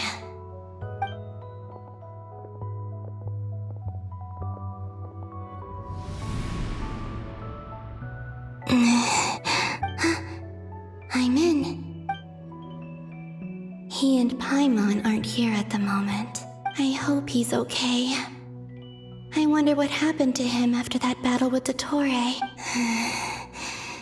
Best not to dwell on that for now. I need to try and leave them some clues.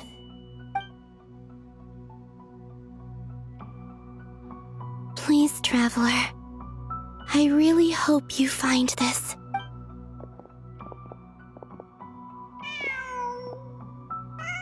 Huh. Just a cat. Nothing else here strikes me as noteworthy. Didn't you stay here for a couple of nights once? Before Rarir showed himself, yes. It's also where the Traveler and I first met. Did you notice anything unusual during your stay? I remember thinking how much noisier the flagship is at night compared to the graveyard. Other than that, no. The Traveler and Paimon were most congenial neighbors. This is where they've been staying, yes?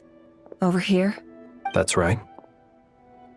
I wouldn't usually condone breaking and entering, but we can make it up to them later.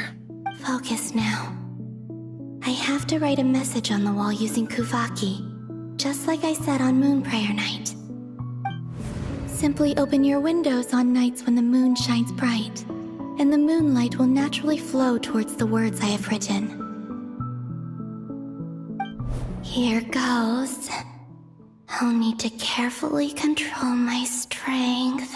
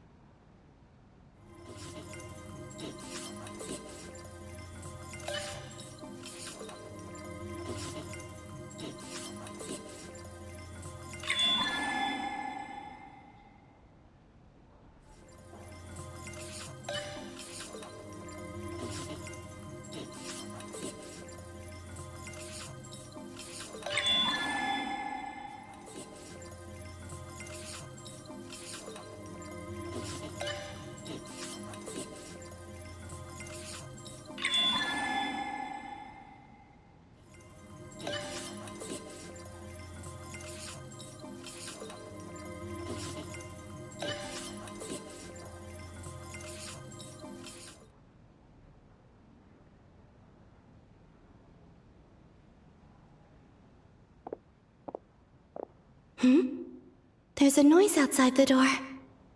Is he back? Please, you have to see these words.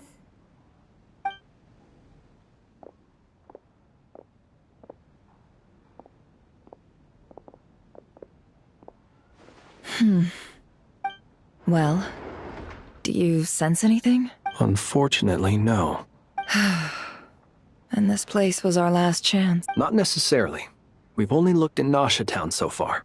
Miss Columbina said she would leave messages at her friends' dwellings.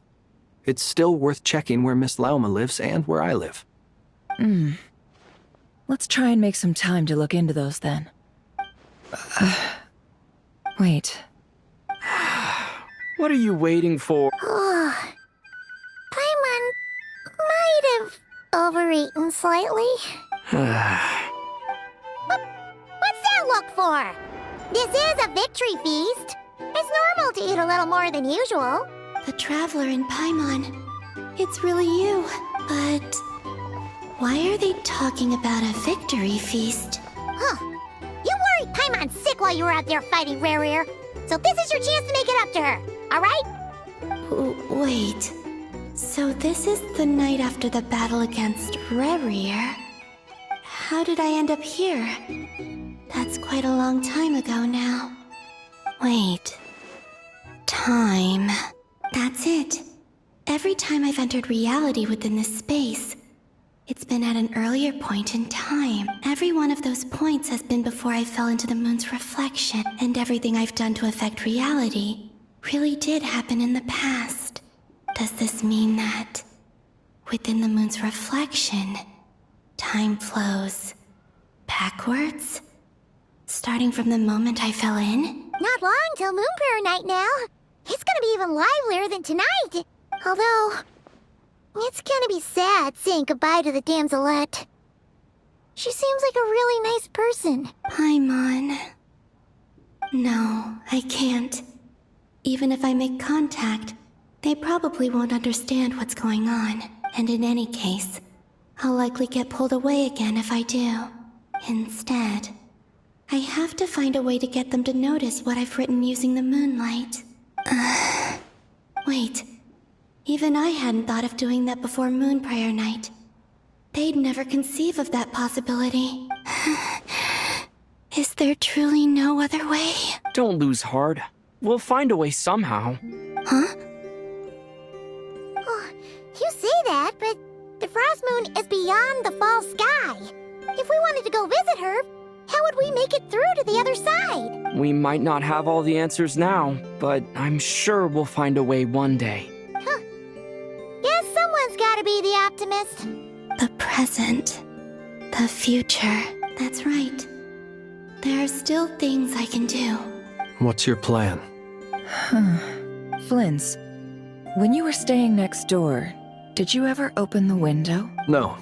The rooms here are dark and damp. And there's such a buildup of dust on the windows that the moonlight can't even get in.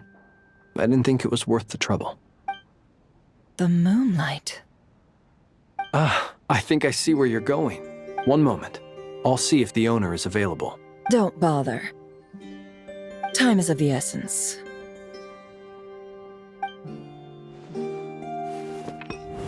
Time. Even if no one sees what I've written at this moment, maybe someone will remember what I said after Moon Prayer Night. I need to write down as much information as I can. And maybe one day... Huh? What's up with you? You can't even hold your cup steady. Are you getting tired? A little. Well, you should probably hit the hay then. You've had a really tough couple of days for you.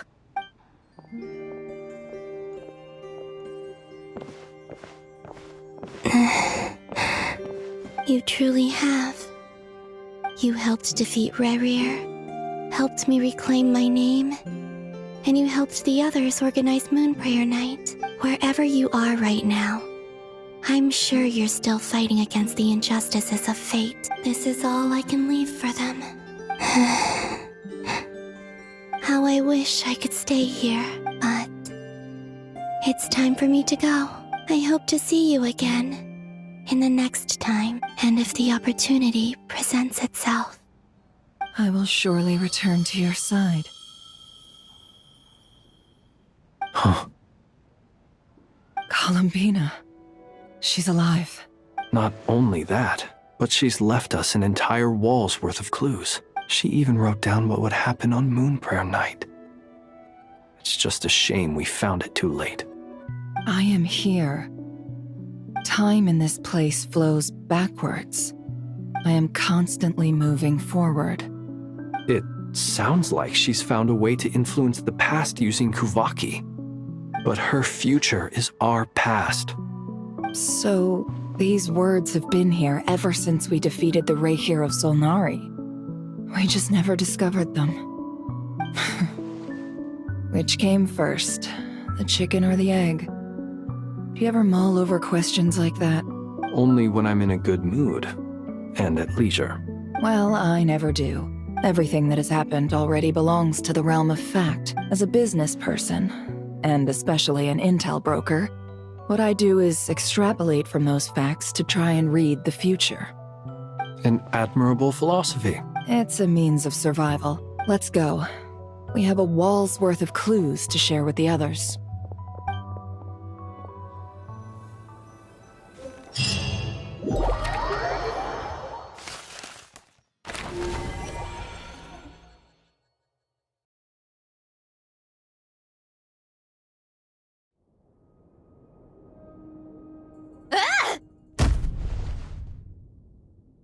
It appears that the doctor's energy signature has changed to something similar to Kuvaki, but not like the Kuvaki we're used to. Nodcry's Kuvaki devices will only have a limited effect on it. I can see why you've chosen to place your hopes in alchemy instead. Also, I must say these books are rather profound. My subordinates just shipped them in from Fontaine. Some of them are from the Narcissenkreuz Ordo. Some are incident reports from Petrichor, and then there's a few test reports for these junk machines. Additionally, after some further scanning, I've discovered something extremely annoying. What's that? Tevat's skies contain multiple moons. A long time ago, when I did my first scan, I detected 3, just as the legends say. But when I checked again just now, I detected 4 moons. So there's one extra? Yeah. Originally, I thought that if I could still find 3 moons, that would at least mean Columbina's still alive. But then it occurred to me that apart from the frost moon, Tevat's moons are just husks. And husks surely shouldn't show up in the scan, since they're not alive. It's weird, isn't it? If we can't even distinguish between a dead and a living moon, how are we supposed to know whether a moon goddess is still alive? Or does this mean that the moon marrows are equivalent to the moons themselves? It's certainly possible. In which case, the 4th moon you detected may be Dottore artificial creation. So he wasn't bluffing. He really built his own moon marrow. Ugh! I'm so mad right now! It's easy to get overwhelmed when you have too much on your plate. Maybe you need to relax. Perhaps try going for a walk, or simply take a few deep breaths. Nothing can calm me down at a time like this. I need more time, and I need progress.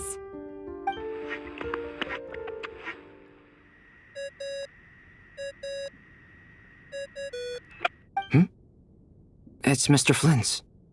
I really hate that ringing tone. Ugh. First the 4 orthants of the Narcissenkreuz, then moon marrows. Now what? Oh, sorry if we're disturbing you. Might I ask what's troubling you? What do you want? We're busy. Are you still at the Curatorium of Secrets? Yeah.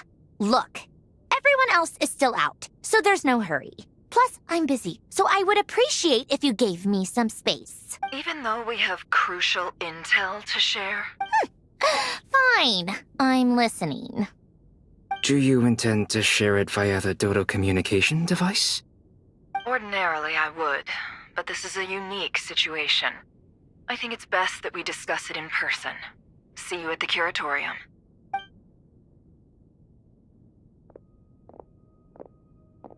All right then.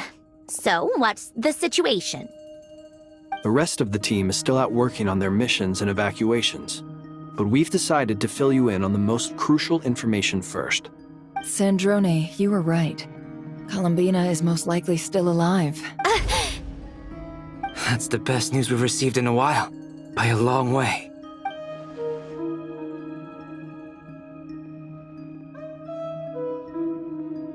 Random locations.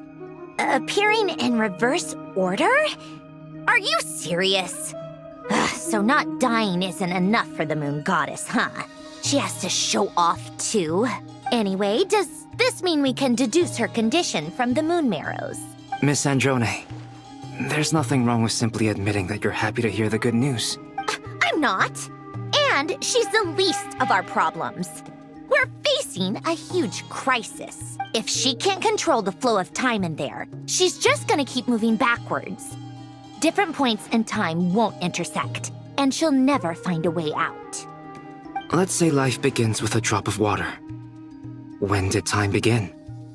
The moment this planet came into being? No, that's not right. Her final destination would be the moment at which the space she is in was created. But it doesn't seem like we can influence that space from the outside world. So how can we help her? Also, if she's alive, Rerir and Thalindis might be too. But as far as we know, neither of them have come back out. That space may not have an exit at all. I'm afraid I must concur with Miss Nefer in this. Can't exactly argue with that. Let's leave it there for now. I've taken notes on everything you said. Will it help with your research? I doubt it's gonna help with breaking Dottoro's energy fields. But who knows when it might come in handy. Better to have it all written down than try to remember everything when I need it. All right, I need to get back to my research. Mr. Albedo has made a lot of suggestions that will require my undivided attention. Sure, I'll stay here. I have things to work on.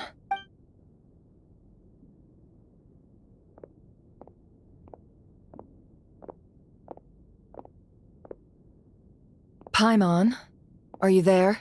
Oh, right. She went with Varka to Natlan, didn't she? Good thing we've moved her and the Traveler's luggage in here. Speaking of the Traveler, where could they be? There's a note. From Paimon. Paimon here! Not in at the moment, but if anyone needs to borrow her stuff or the Travelers, go ahead and help yourself. Paimon won't be mad. Also, Traveler, if you get back before Paimon, make sure to get some rest. Paimon misses you a lot, but put your health first, alright? How sweet. Well, since you offered, Paimon, don't mind if I do. This is the Traveler and Paimon's luggage. All the items they use day to day are here. It's well organized. I wonder which of them is responsible for that. What do we have here? The camera captured a special moment that can only occur between people who are close to one another. You can really sense how the photographer feels about their subject. I wonder why this picture was placed outside. Is it because Paimon recently looked at it?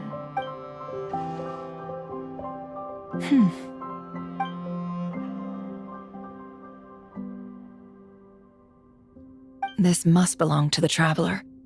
Perfect. I'll use this. Hang in there. We'll find you.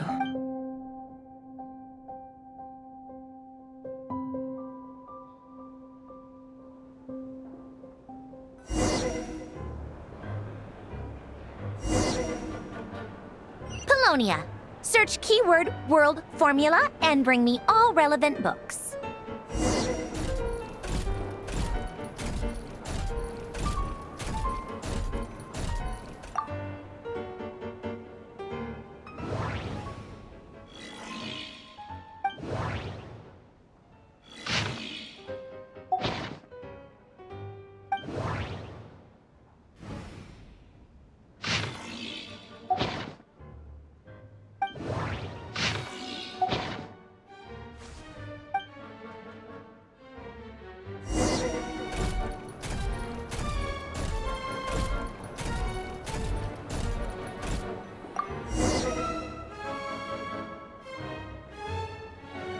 Let's see. This one is on Tonki's sermon dictation concerning the apocalypse. I believe that the correct term for this is Fortuna. This was an ancient Remorian technology, a wisdom unparalleled. I never imagined that Remorian ideas would be so similar to the diagram I have named, the World Formula. This is strong evidence that human civilization should gradually shed possibilities as it continues to explore and evolve. The end of humankind may well be upon us right now. The sparks of civilization shall run out, unless we consider introducing variables from outside the system. Variables. Surely that can only mean one thing, Descenders. Dottore likely captured the Traveler because of his Descender status. But the Three Moons' authority comes from the world itself. Why would Dottore need anything beyond that? Where does this variable factor in? The world formula calculates the fate of an entire world. Introducing a variable would therefore give us...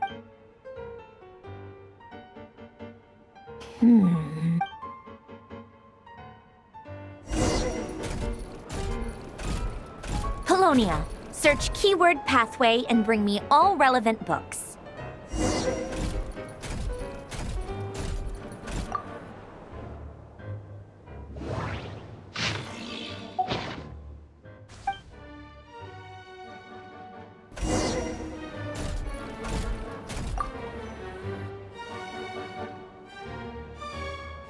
Otonki Sermon Dictation.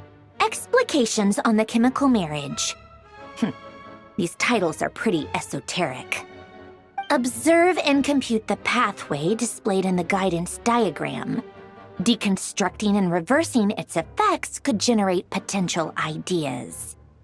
So, it's one of Renee's draft lectures. Deconstructing the pathway. I suppose that could lead to a breakthrough.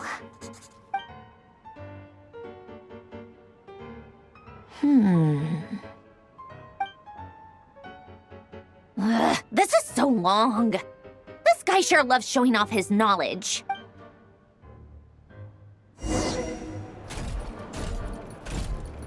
Polonia. Search keyword tree model and bring me all relevant books.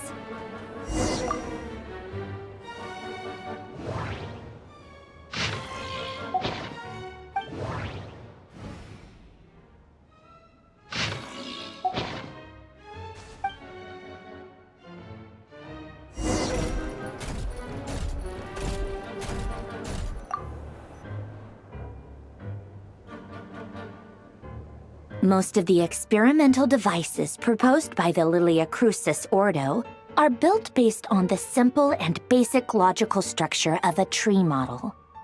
Lilia Crucis. Guess they were trying to cover up the name of the Nausitzenkreuz Ordo? When Duke St. Germanus departed, he said, "It seems that there's no going back." Alas, he is only a genius when it comes to machines. In all other things, he is but ordinary. Excuse me? I'm sorry. That's just ridiculous. What kind of book is this? Great Detective Herlock, The Alchemist and the Clockwork Saint? Isn't this a novel? Come on. Still, the author swears that they knew Renee well. Whatever. I guess it's not beyond the realms of possibility that Renee would say nonsense like that on occasion. Memory, wishes, souls, and persona. Frankly, this sounds more like occultism, but if Albedo vouches for it, I suppose there must be some alchemical basis to these techniques. The way Alain Guillotin saw it, the world was comprised of machines. The universe needed machines, and thus his technologies were created. That's why I was born. Renee, his full name was René de Petrichor, if I recall correctly. Sounds like he and the town must be intricately connected. That place was also the source of most of our information regarding Remurian civilization. Seems like some of his projects were based on their technology. The cutting of souls and storing them in vessels. These seemingly unrelated techniques underpinned Renee's research. Assuming that the 4 orthants correspond to alchemical categories. The chemical marriage model? Elen would have scoffed at that. He never would have let those theories or parameters anywhere near his mathematical formulas.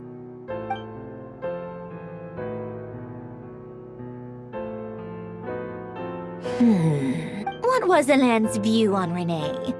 I know he mentioned the name, albeit very rarely. Oh, now I remember. Elen's old notes are here too. They mentioned Renee once. Renee seemed most out of sorts when he spoke to me.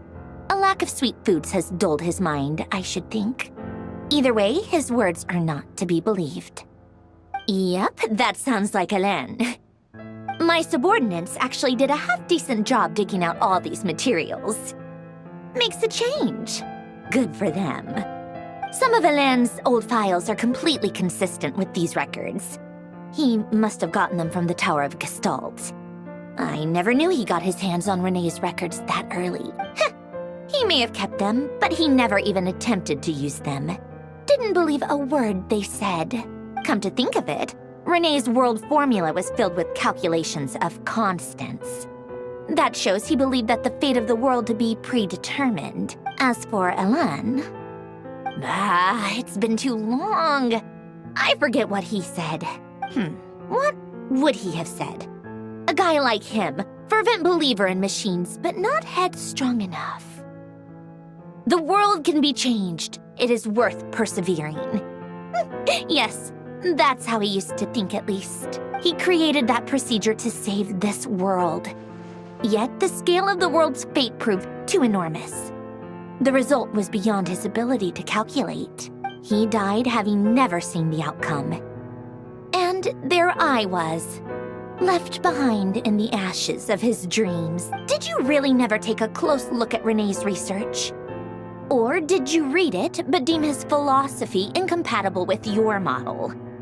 The very thought of trying to incorporate his ideas probably made you feel sick to the stomach.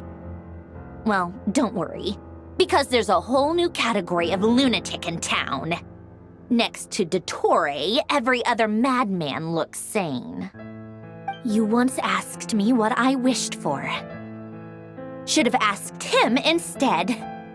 He's the one pining for things you'd sooner die than witness.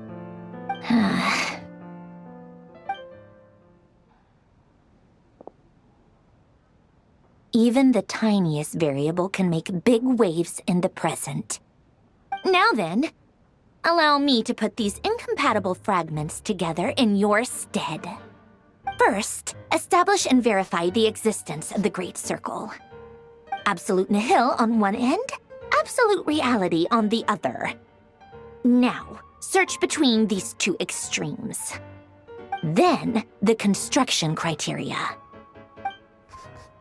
Variables. The sparks of civilization shall run out unless we consider introducing variables from outside the system. Input variables. Traverse the world, space-time, and civilization, then extract the essential nodes from the records to determine which variables they point to. The primordial power that differentiated itself from the void. The power of light. Yes, light. Records. Hyperborea. This is so horrendously complicated. After all that, I'm still missing a few variables. I need to think this through again. How do you think it looks, Polonia? Like the frenzied scrawlings of a madwoman? Fine, keep it to yourself. It's not like you can talk anyway. I'll assume you gave it a passing grade. I jest. But true madness does often start with trying to save the world. What would Arlecchino and Columbina think if they saw this incomprehensible hen scratch? They'd probably have me institutionalized. So would Rosaline. She's been dead for a while now. When I close my eyes and think back, I can still see her face. And that enormous dress she used to wear. Such a bizarre choice. What possessed her? Oh, and the clack-clack of those heels used to drive me insane. No one's asking me, obviously, but I hope you all know that I never wanted to save the world. I'm not crazy. I don't have delusional ambitions, and that's a clinical fact. The world needs a solution, but I don't need the world's validation. It's the world begging me for answers, not the other way around.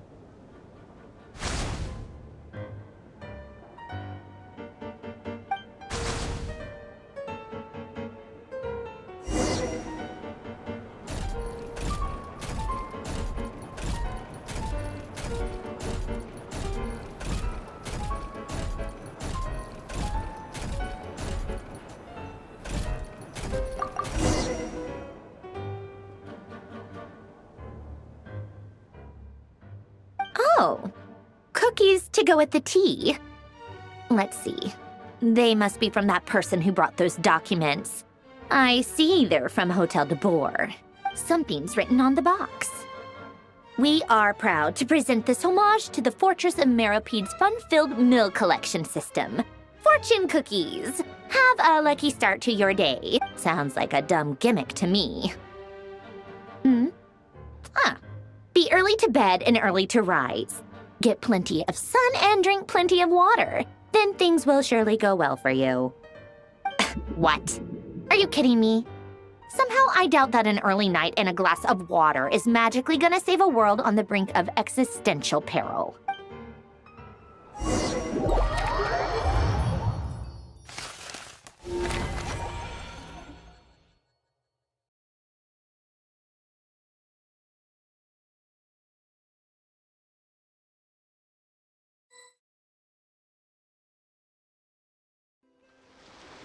Lady Arlecchino, word has reached us that Lady Marionette's troops are all in position. They are ready to act as soon as the order is given. Excellent. The only thing is, they are fewer in number than we expected. It looks like many of them must have lost their lives at the hand of the monsters released by the Doctor. Can't be helped. Allow them to join our ranks, and keep in contact. As you wish.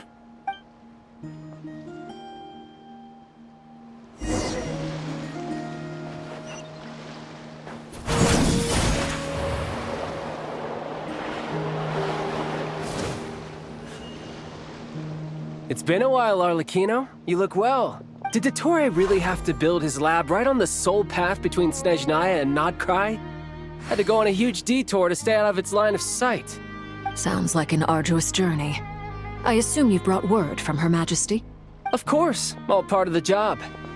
Firstly, the Tsaritsa has authorized Fatui Internal Affairs to review Dottore's case. They will reach a formal verdict on whether he has turned traitor and whether he poses a threat to Snezhnaya. While they're working on that, I've been ordered to come and receive the refugees from Nodkrai. They are nearby. My team will escort you to them shortly. Great. Aside from that, Her Majesty has a message for you and Sandrone personally. Huh? Where is Sandrone? She stayed behind to work since I was making the trip anyway. It seemed sensible to have one person on standby at base while the other came out to meet you. All right, guess that's just how she rolls. In that case, tell her that the Tsaritsa's decree this time is pretty awesome sounding. I think she'll like this one. Still, I wonder what... Wait, what's that? Did one of our troops turn into a monster? Take him out.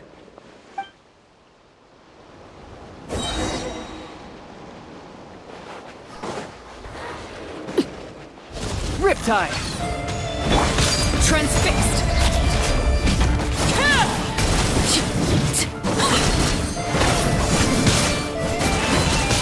You've gotten stronger, Arlecchino. Nice. Stop that right now. I appreciate the praise, but I am not fighting you today. I know.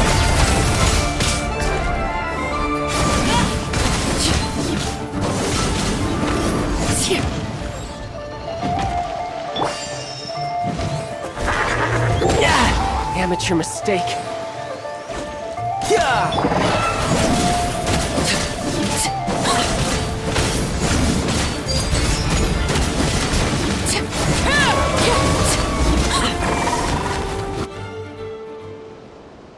I can't believe it.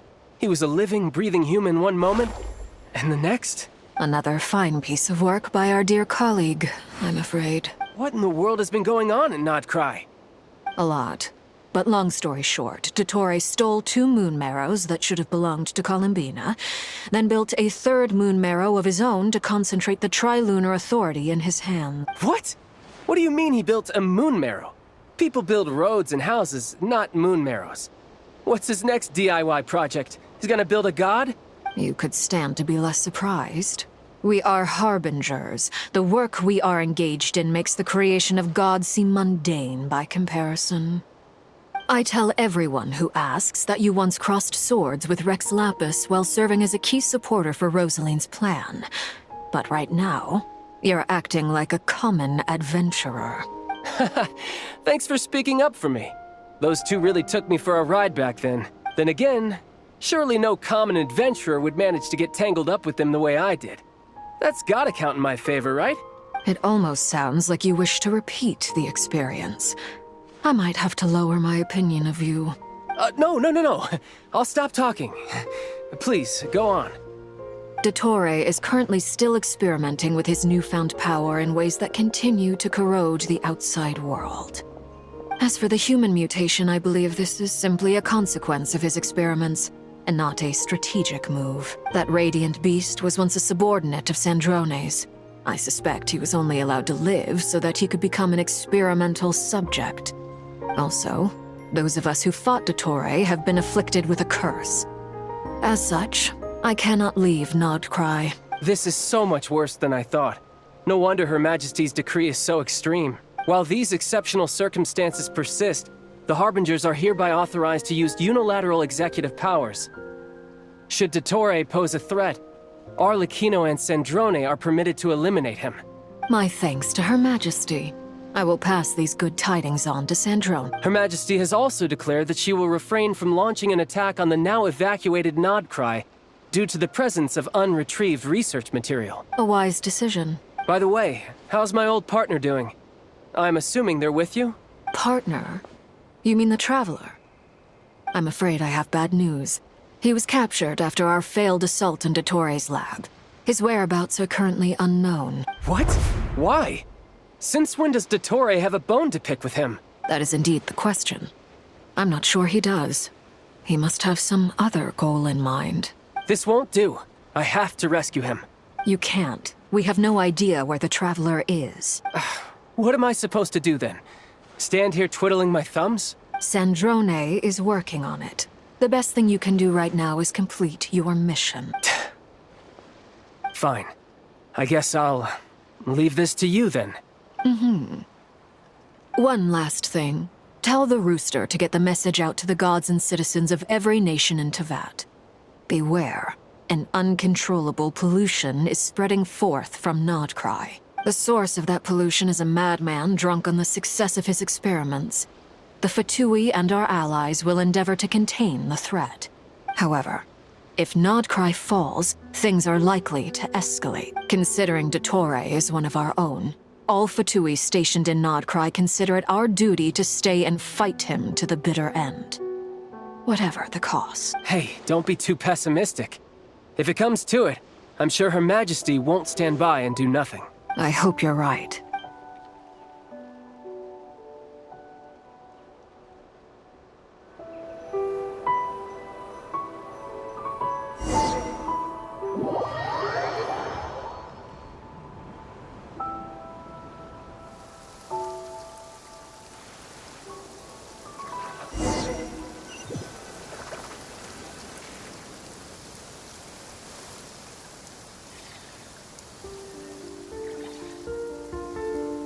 You're right on time. Thanks. Hey, do you think I'll get that gliding exam exemption? I made sure I was on my best behavior in Mondstadt. I landed well outside the city and walked in through the gates. I'll help you apply, don't worry. For now, let's see what we have here. What are the doctor's energy fields even made from? The usual attract and repel principles that govern Kuvaki don't seem to apply to them. They are very mysterious, but ultimately, they appear to be comprised of energies from the three realms.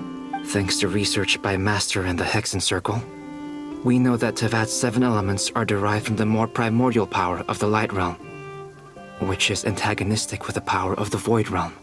Since you have the power of the Dragon Durin within you, I'm sure you can already tell that this energy field contains no abyssal energy. That's true.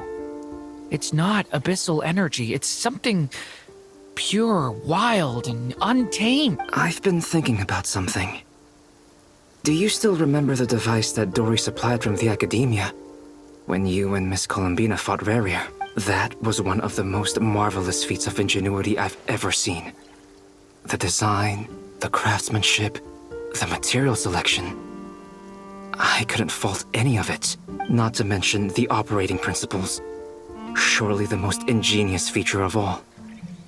Dory didn't go into detail on how it functions, but I have a working theory. The clue was that Miss Columbina was somehow able to use the pyro energy that you provided, despite the fact that, as a moon goddess, she should only be able to use Light Realm energy in principle. Now, all elemental energy is, of course, derived from Light Realm energy to begin with. Hence, I suspect that the device works by restoring elemental energy to its original state. This presumes a theoretical model of the 7 elements akin to that of light refracted through a prism. Perhaps it is no mere analogy. Maybe there is indeed a prism in this model. I almost wonder if the idea for the device was conceived based on direct observations of said prism. It would explain how such an ironclad design concept was achieved. It is at once a masterwork of engineering and a groundbreaking application of the Academia's latest elemental theories. I suspect only Lesser Lord Kusanali herself could have devised such an ambitious technology. But back to the energy field before us.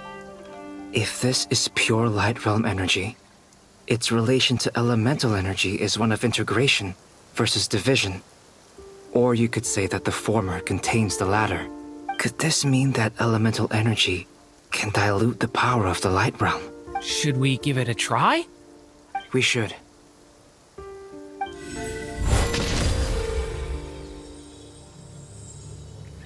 Ha! It works! Clear signs of disruption were detected at the periphery of the energy field. This indicates that elemental energy can disturb or even negate the field. Now you try. All right, here goes. It's working! Switch to abyssal energy and attack again.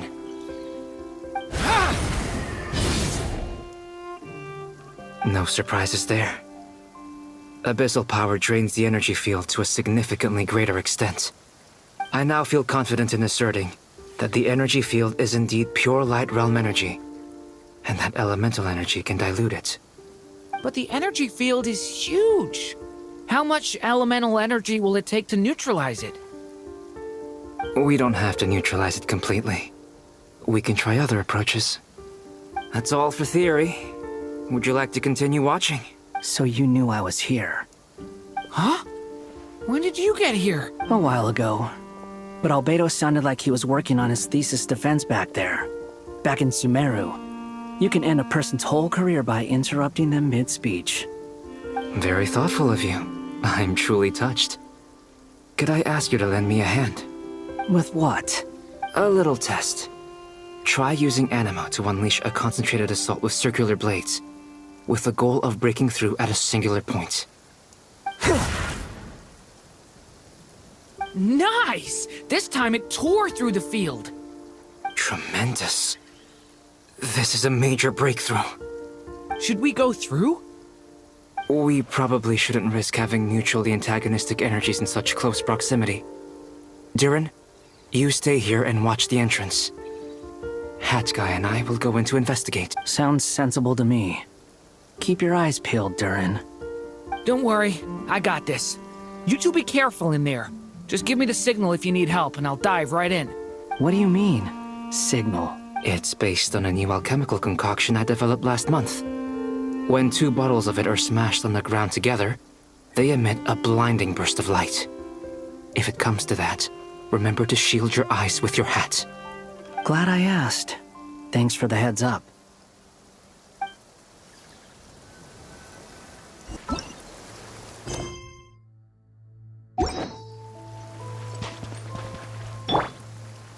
Behold! Ha! Ha!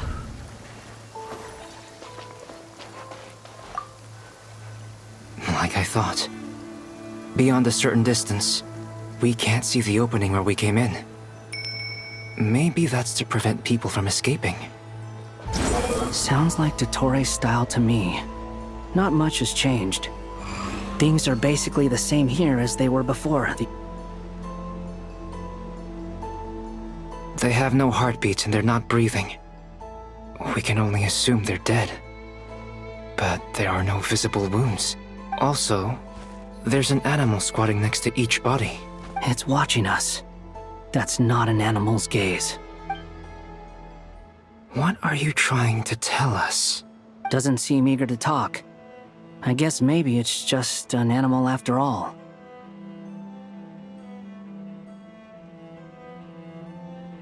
Let's keep looking around.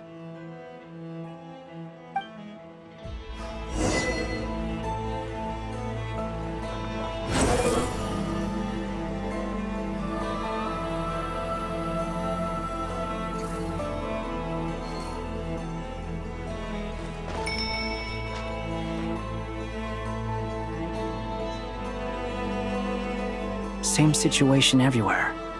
Not a living soul in sight. Just countless bodies with animals standing watch over them. Well, I think we can safely rule out the possibility that they're all pets. Is skirting around the topic your way of showing consideration for other people's feelings? Just being cautious. I don't doubt that you can handle the truth.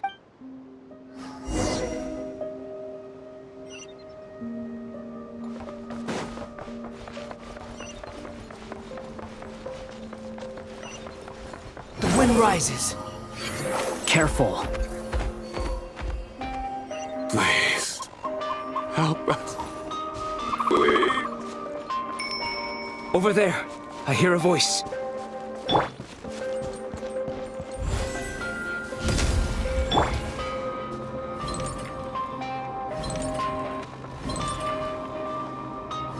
Behold!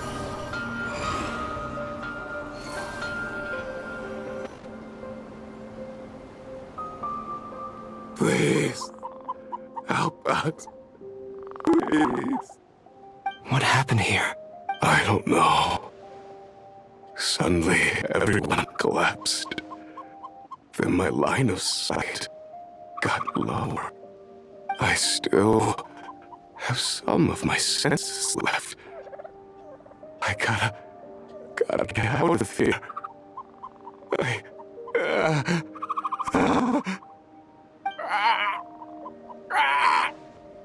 It looks like there's a huge experiment going on inside this energy field. Maybe each energy field is its own giant experiment. Vile. He's swapping human minds with those of animals. Even without the other circumstances, this would be an extremely radical experiment. Those people may have lost their sense of selves, but they are not fully animals either. If they were, they would have left. But instead, their instincts are driving them to remain by their dead bodies. We should go. No sense in sticking around here longer than we need to. Agreed.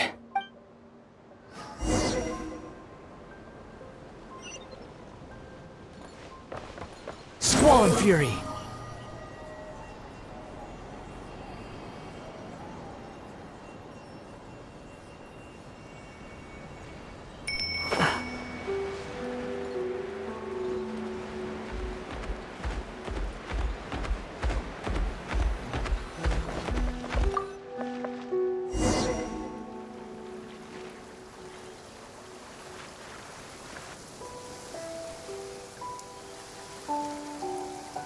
You're back! Everything okay?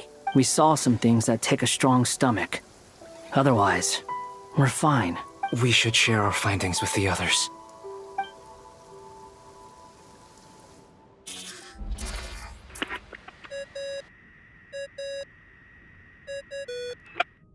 Yes? Who is it? Miss Nefer, it's me, Albedo. We found a way to break through the energy fields. With enough control, it's possible to tear them open using elemental energy. Also, we managed to take a look inside. Dottore is carrying out his cruel experiments on an immense scale. Any residents who have failed to evacuate in time will likely meet a grisly end. Sounds like he's living down to our expectations. Might I ask how things are proceeding on your end? I'm just about to get started. I'll be in touch once I have a result. Understood. Stay safe. I will.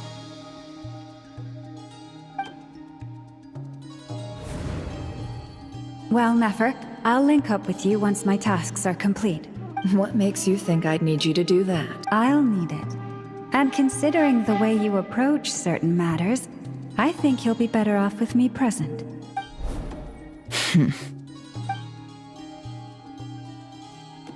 Let's begin. Entering simulation mode. A vast wasteland. Is this the Traveler's inner world? I was expecting something more vibrant, to be honest. Wait, someone's there. What are you looking at? In that case, I'll look at it with you. I want to know all about everything you've seen and experienced. Is there somewhere I should return to? Or should I stay here and be the hero everyone says I am? I don't dislike my current life. Roaming the land, fighting battles, accomplishing missions, earning a living, looking after Paimon. It's not so bad. I guess the only thing that's missing is that you're not here with me. This is the conscious layer, which contains a person's true feelings. It is filled with both longing and kindness. I suppose anyone who lives long enough ends up wishing for someone who can't be there. Maybe it's the only way we can feel truly alive. Time to delve a little deeper.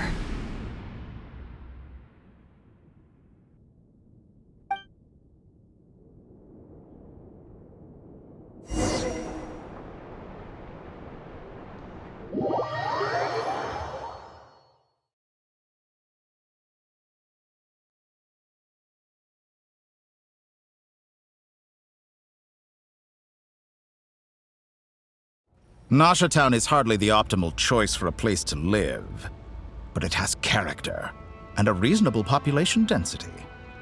What are you trying to say? Oh, don't be nervous. I was just thinking where might make a good starting point for your journey. Perhaps I should send you further afield. Conria, perhaps. Conria ceased to exist long ago. Once again, you fail to understand the possibilities that the Tri-Lune creates. Anything that has existed in the past, I can now You simply do not wish to see that happen. That might be because you miss your sibling and fear getting answers that you are not ready to learn. But this is not for me to judge. If we are to collaborate, we need to maintain an amicable relationship. In a moment, you will be able to... Oh no. What are you...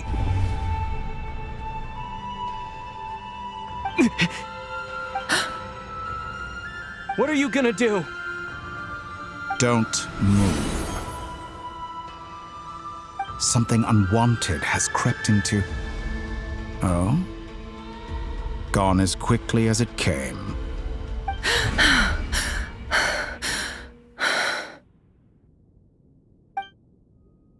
Did you save me?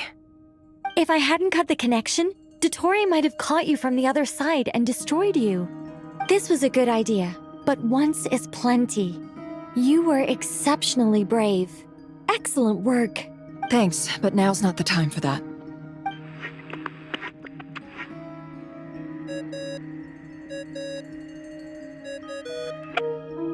Albedo speaking. I think I know where he is. What is this endless darkness? I can't see anything, even though my eyes are wide open. What happened? Ah, sorry about that. I take it you didn't notice. Just now, a friend of yours took a little peek into your mind. Could it be Nefer? How did she do it? Did she use something as a medium to connect to me? Do you think she's aware of your current circumstances? Oh dear. Have I stunned you into silence? I only wanted to slow down your time a little so I could stop your intruder in her tracks. It would have been nice to capture the spy. I must say, I'm finding the ability to adjust the flow of time rather intriguing.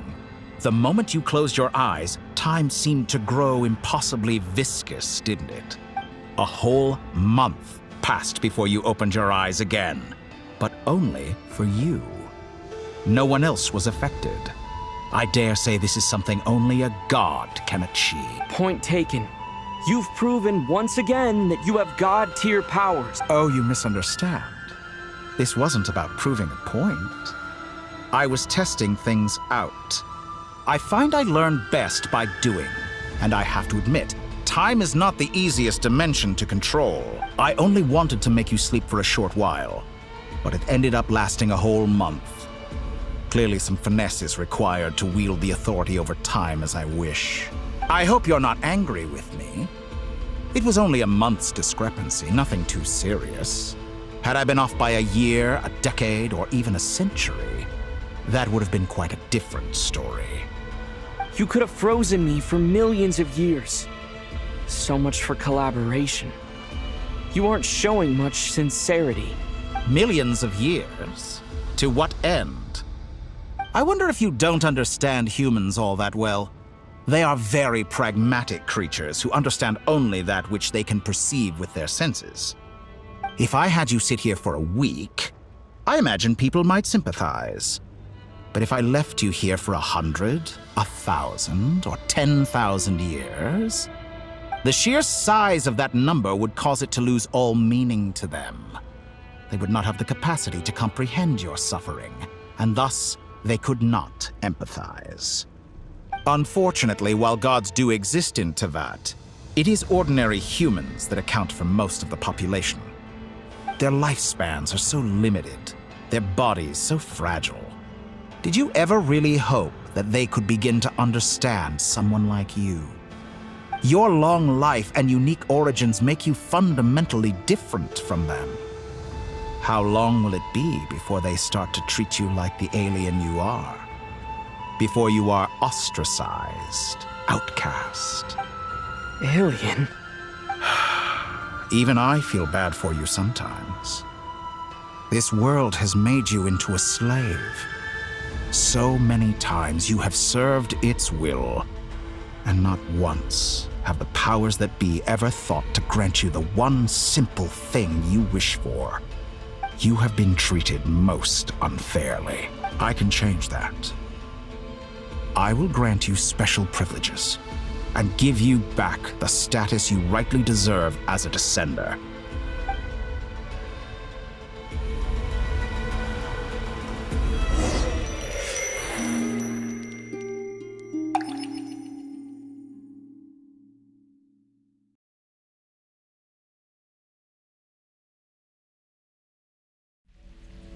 I've entered the past 3 times at this point, but I still have so many questions. For instance, beyond each point being further back in time than the last, what determines the specific locations at which I can make entry?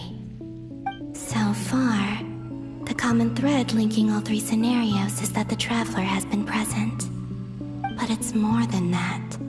I know I sensed something familiar around him. What was it? I'll keep this question in mind as I carry on.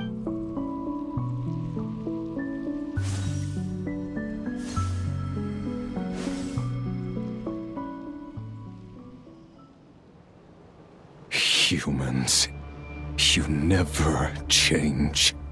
Always trying to use powers you neither comprehend nor control. This looks like Star Sand Shoal. Was this before Rerir regained his physical form?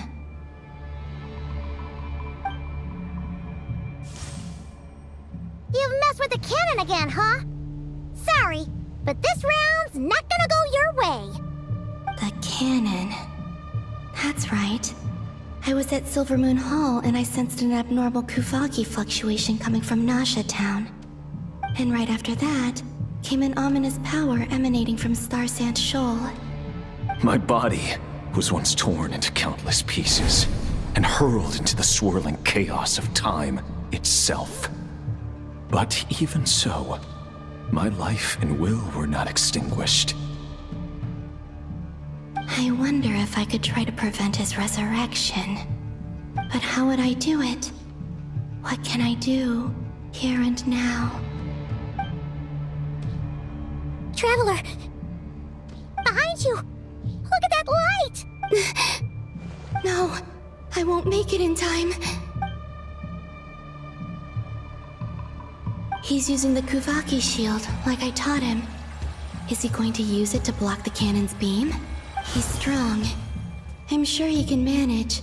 But the force released when the beam impacts the shield might lead to collateral damage. Easy Island. The Frost Moon Scions will be exposed to lethal levels of Kuvaki. A question, if I may. Kind Miss Columbina. When the cannon's Kuvaki beam was deflected earlier, I saw several bolts of energy streak toward Hisi Island, only to be blocked. Did you also have a hand in that? Maybe that really was me after all. Well, future me.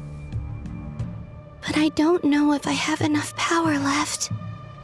Sigi sato pasa sax, niti ipotuftos.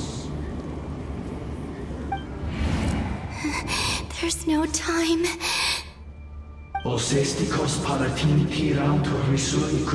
I have to make it. Oh, Frost Moon. Oh, great land. Oh, slumbering moonlight of Nodcry. If you can hear me, if you can sense my call, then please, heed me once more!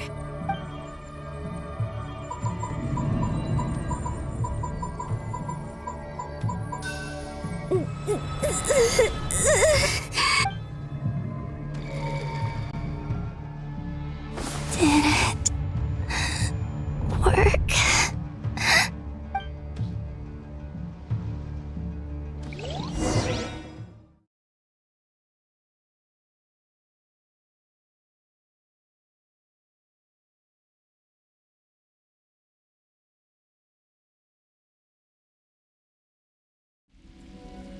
Hey, wake up. Hey, did you hear me? Columbina, I said wake up now! Oh, good morning, Sandrone. It's 3 in the afternoon, actually. And could you kindly not use my quarters as your personal nap room next time? But I feel so safe here. And your coffee, right? It's so bitter, but it smells lovely. It's like you were raised by wolves in a forest or something. What did you drink growing up? Grass, tea? The Frost Moon Scions certainly led a more frugal existence than the Fatui. Then I'll bet you've never eaten one of these before. It smells delicious. That's because it's a Fontanian recipe. I had a little free time today, so I made a batch. Rosaline will be here shortly, but if you really can't wait, I guess you can go ahead and... Hey, at least let me finish before you start eating! Did the Frost Moon Scions not teach you basic table manners? Or did the rules not apply to you because you're the high and mighty moon goddess? These are so tasty. Of course they are. I made them. I was worried they might contain traces of machine oil. What?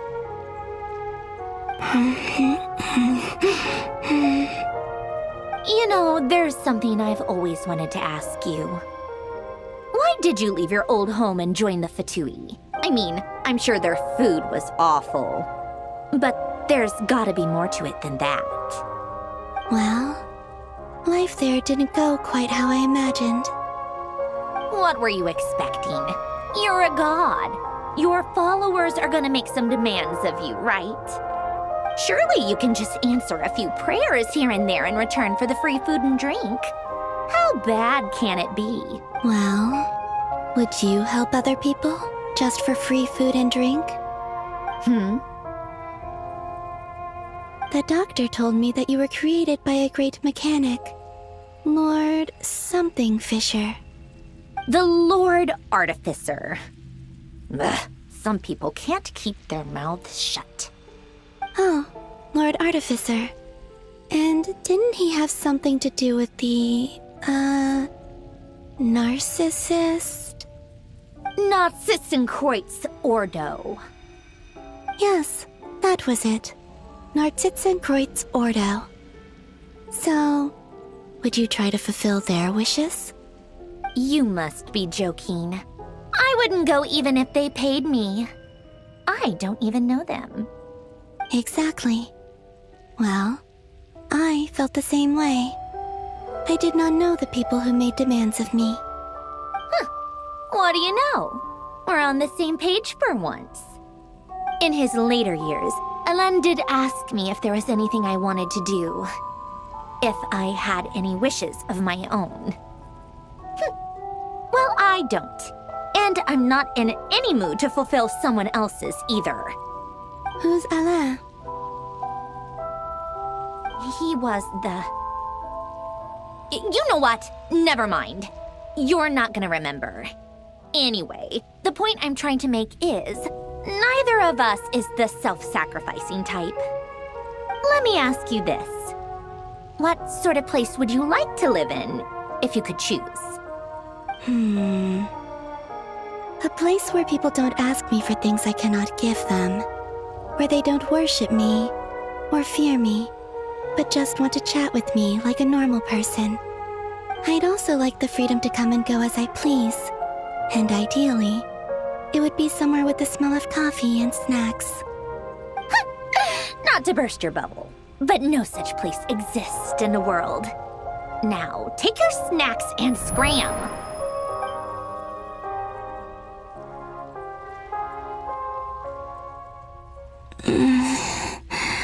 Did I pass out? Of course.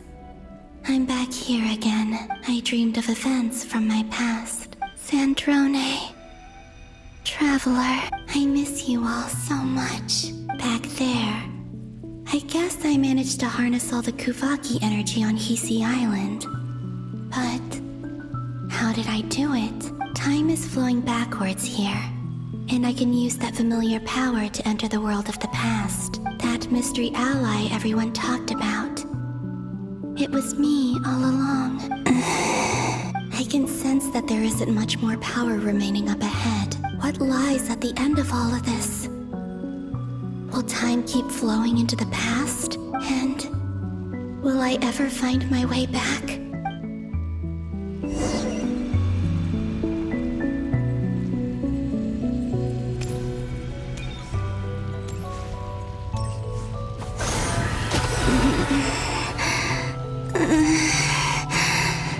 It's getting harder and harder to use my power.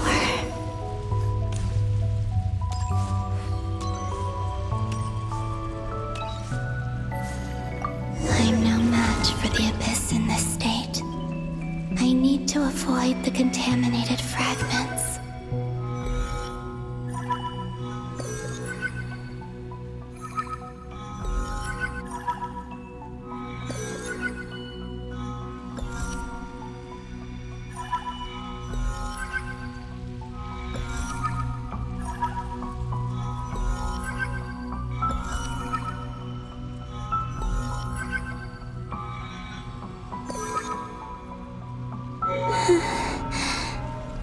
Time to go. I wonder where I'll find myself this time.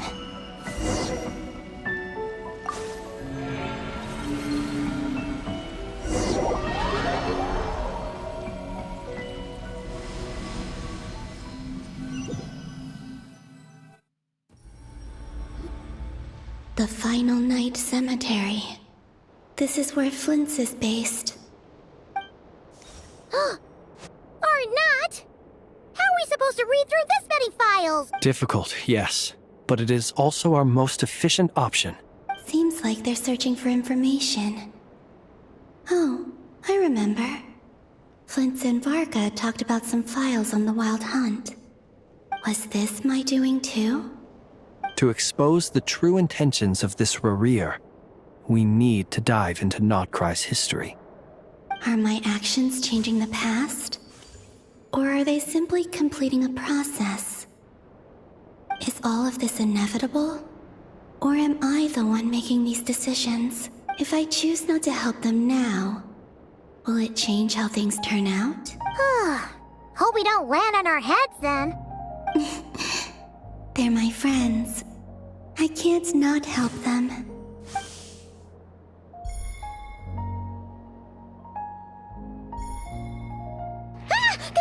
Ghost! And the other one was... here. Hey! Another file's moving!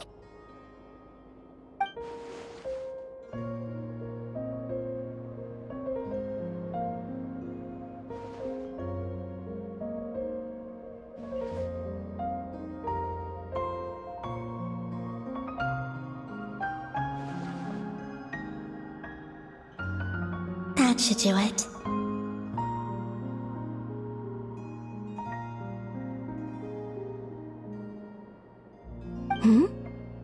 Luanatar? You can sense my presence?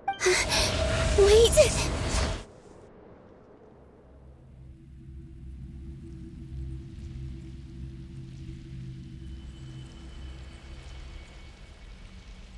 Luanatar.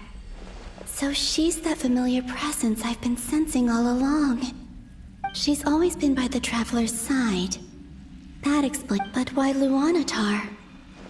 Is it because she has a connection to me as the Moon Goddess's familiar? If so, why not any other Kuhenki? That's...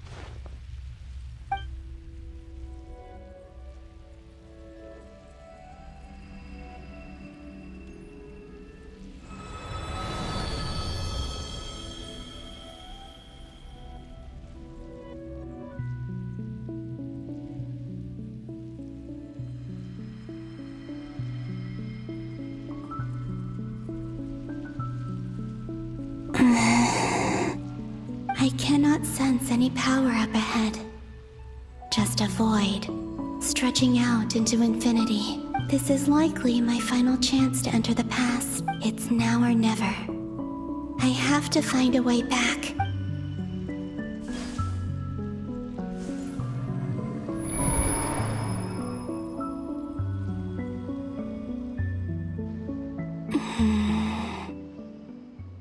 Easy Island? How far back in time is this? Where's Luanatar? I can't sense her presence this time.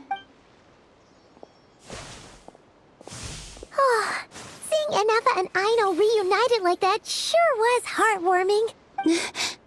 Traveler, Paimon! No. Stay calm. I don't have much power left to change things. I don't even have that much time left here.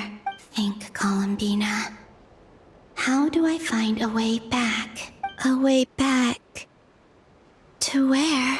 Do I go back to Moon Prayer Night? Or to the future that followed? And if I return in my current state, what will become of me then? Dottoro's actions that day proved that he'd been planning that for a long time.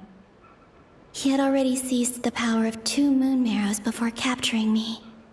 Even if I managed to get back, how can I fight against him when he wields the Tri-Lune Authority? I can't. If I go back like this, I'll be playing right into his hands. I have to find some way of rivaling the power he has usurped. Wait. Time flowing backwards. The Tri-Lune Authority. Does that mean I think I know what the final destination of this lunar reflection might be. I know what I must do. Speaking of homes, we must already be close to where the Frost Moon Scions live. The vibe here feels different, just like the scenery. But how do I communicate my plan to my friends? Should I write it down here? No, someone else will see it. I need something with a close connection to me. Something I can use as a medium to tell them what's happened to me in here.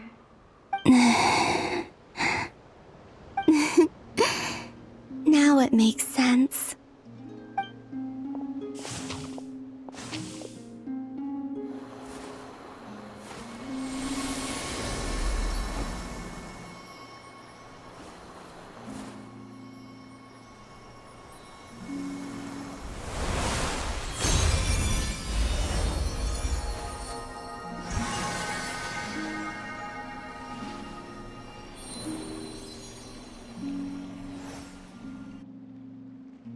Hey, what was that? I feel like some sort of breeze blew by, and then the petals suddenly turned into... Huh? It was I who brought Luanatar into being. I gave up a piece of my own soul to create her. That's why I could sense a familiar power from the moment I entered this space. It also explains why she's been present in every past location that I've entered. Because we have a deep connection. Hey there! What's your name? And the reason why there are no more gates to the past after this point is that Luanatar hadn't been born then. No wonder I sensed the trace of a blessing when we first met. But I still didn't recognize the soul hidden within you. Back then, I was just a little lost dove. I had yet to become Columbina Hyposelenia. Go on now.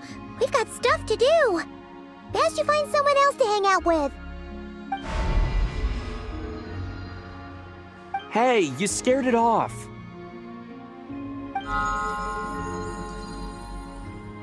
I'll be counting on you. Remember to stay by the traveler's side, guide him, and help him in my stead. Oh, and bring him to the garden where the moon prayer blossoms grow. There's a little lost dove there who will need his help.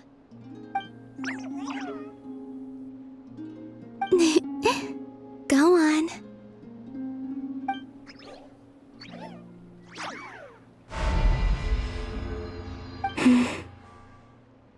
You too. Go and live your story. As for mine must go in a different direction.